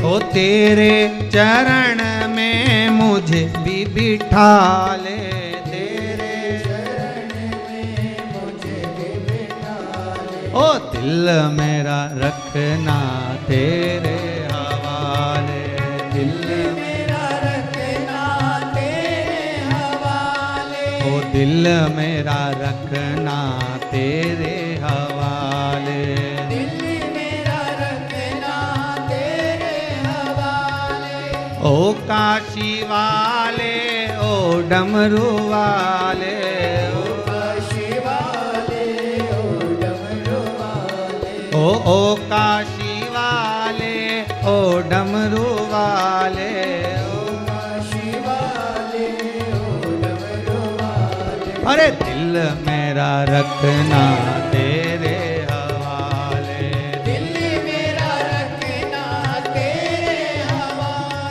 ओ दिल मेरा रखना तेरे हवाले। दिल मेरा रखना तेरे हवाले। सती की याद में प्रेम का अश्रु जो गिरा है, वही अश्रु रुद्राक्ष का वृक्ष हो गया। वही अश्रु प्रेम की, स्नेह की, सती की, उस आनंद की याद में जो गिर गया, वही रुद्राक्ष हो, वही। पहचानो शिव को, मेरे बाबा को, मेरे ओघड़ी, मेरे दयालु, मेरे त्रिकालदर्शी, मेरे कैलाशी, मेरे अविनाशी, मेरे शंभु को सती से कितना स्नेह था। इसलिए शायद सती के लिए ही शंकर रुद्राक्ष को उत्पन्न करे होंगे। सती, ये जितनी सिद्धियां हैं, आपको कल कथा में कहा था शक्तिपीठ, वहां क्या होता है? शक्तिपीठ में क्या है? माता की शक्ति, सारी विद्याएं, सारी साधनाएं कहां होती हैं? जम के बोलो, शक्तिपीठ पर। और शक्तिपीठ की सारी शक्ति शिव जी ने रुद्राक्ष में ले जाकर दे दी। सारी शक्तिपीठ की शक्ति को सती की याद में अश्रु को बहाकर उस आंसू में सती को समावेश कर कर दे दिया कि संसार का मनुष्य मान लो शक्तिपीठ पर नहीं पहुंचा और उसको कुछ फल मिला ना मिला, गया ना गया, तो वो रुद्राक्ष को धारण करके ही सारी देवियों की शक्तियां प्राप्त कर सकता है। सारी शक्तिपीठ का स्मरण कर,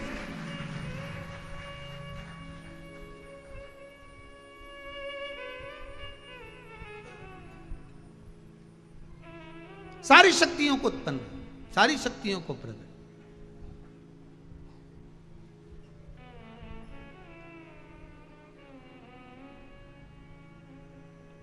सारी शक्तियों को प्रकट कर सकता है। रुद्राक्ष सती का भी एक स्वरूप है। रुद्राक्ष मां जगत जननी जगदम्बा अंबा का भी एक स्वरूप है। रुद्राक्ष मेरे शंकर का, संपूर्ण परिवार का एक स्वरूप है।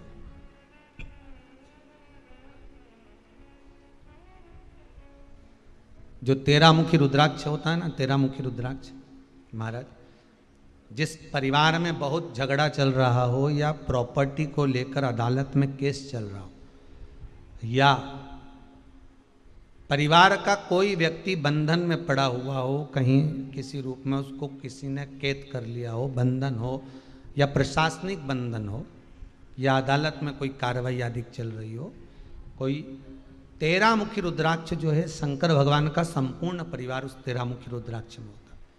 13 मुखी रुद्राक्ष का जल या 13 मुखी रुद्राक्ष अगर जो व्यक्ति बंधन में हो या अदालत में कोई कार्रवाई चल रही हो, 13 मुखी रुद्राक्ष को धारण कर लेता है, जाकर अदालत में भी खड़ा हो जाता है, तो पक्ष उसी का प्रबल हो जाता है। 13 मुखी रुद्राक्ष में शिव का संपूर्ण परिवार जुड़ा होता है, संपूर्ण परिवार शंकर भगवान का 13 मुखी रुद्राक्ष। रुद्राक्ष स्वयं शिव, सती और शिव का परिवार है। बड़े आनंद के साथ रुद्राक्ष शिव महापुराण की कथा को अपन श्रवण कर रहे हैं। आज कथा का 2 दिवस विराम की ओर है, कल कथा का 3रा दिवस, तृतीय दिवस रहेगा। रुद्राक्ष की महत्वता को जानेंगे, रुद्राक्ष को शहद में रखकर किस औषधि को प्राप्त किया जा सकता है उसका वर्णन श्रवण करेंगे। आगे बढ़ेंगे रुद्राक्ष की और भी क्रम में। माँ जगत जननी जगदम्बा ने रुद्राक्ष की माला को कब शिव से लिया था उसका स्मरण करेंगे। शंकर का मंत्र जाप रुद्राक्ष की माला से कितने मनके से करना चाहिए उसका विस्मरण कल की कथा में लेंगे। आज कथा को विराम देते हैं भाव भक्ति के साथ। दिल मेरा रखना, भगवान शंकर आज आपका होमवर्क है, दिन भर यही गुनगुनाओ, दिल मेरा रखना। ओ काशी वाले, ओ डमरू वाले, ओ काशी वाले, ओ डमरू वाले, जितने आस्था पर कथा सुन रहे हैं, फेसबुक यूट्यूब पर सुन रहे हैं, एक बार दिल से बोलिए, दिल मेरा रखना तेरे हवाले।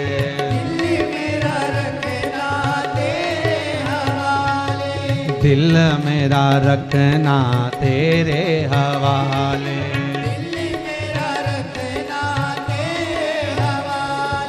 ओ काशी वाले, ओ डमरू वाले,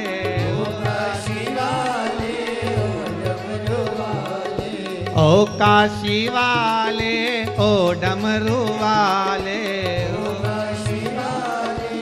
सुनो सुनो सुनो अच्छे से, आज मोबाइल में लगा के हेडफोन में यही सुनना है, उनको भी सुना देना। जो नहीं आए कथा में, जो नहीं पहुंचे कथा में, उनको भी काट कर भेज देना। दिल मेरा रखना तेरे हवाले, ओ दिल मेरा रखना तेरे हवाले।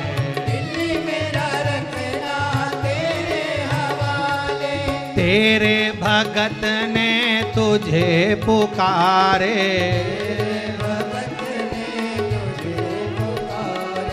अपने चरण से मुझे लगा ले, अपने चरण से मुझे लगा ले। अरे दिल मेरा रखना तेरे हवाले, दिल मेरा रखना तेरे हवाले, ओ दिल मेरा रखना तेरे हवाले, दिल मेरा रखना तेरे हवाले। हर हर आज की कथा को विराम देते हुए कल पुनः फिर 1 बजे मिलते हैं। बड़े प्रेम से, बड़े आनंद से, इसी आनंद और उमंग के साथ रुद्राक्ष शिव पुराण को आगे बढ़ाते हुए तीसरे दिवस में कल प्रवेश करेंगे। हर हर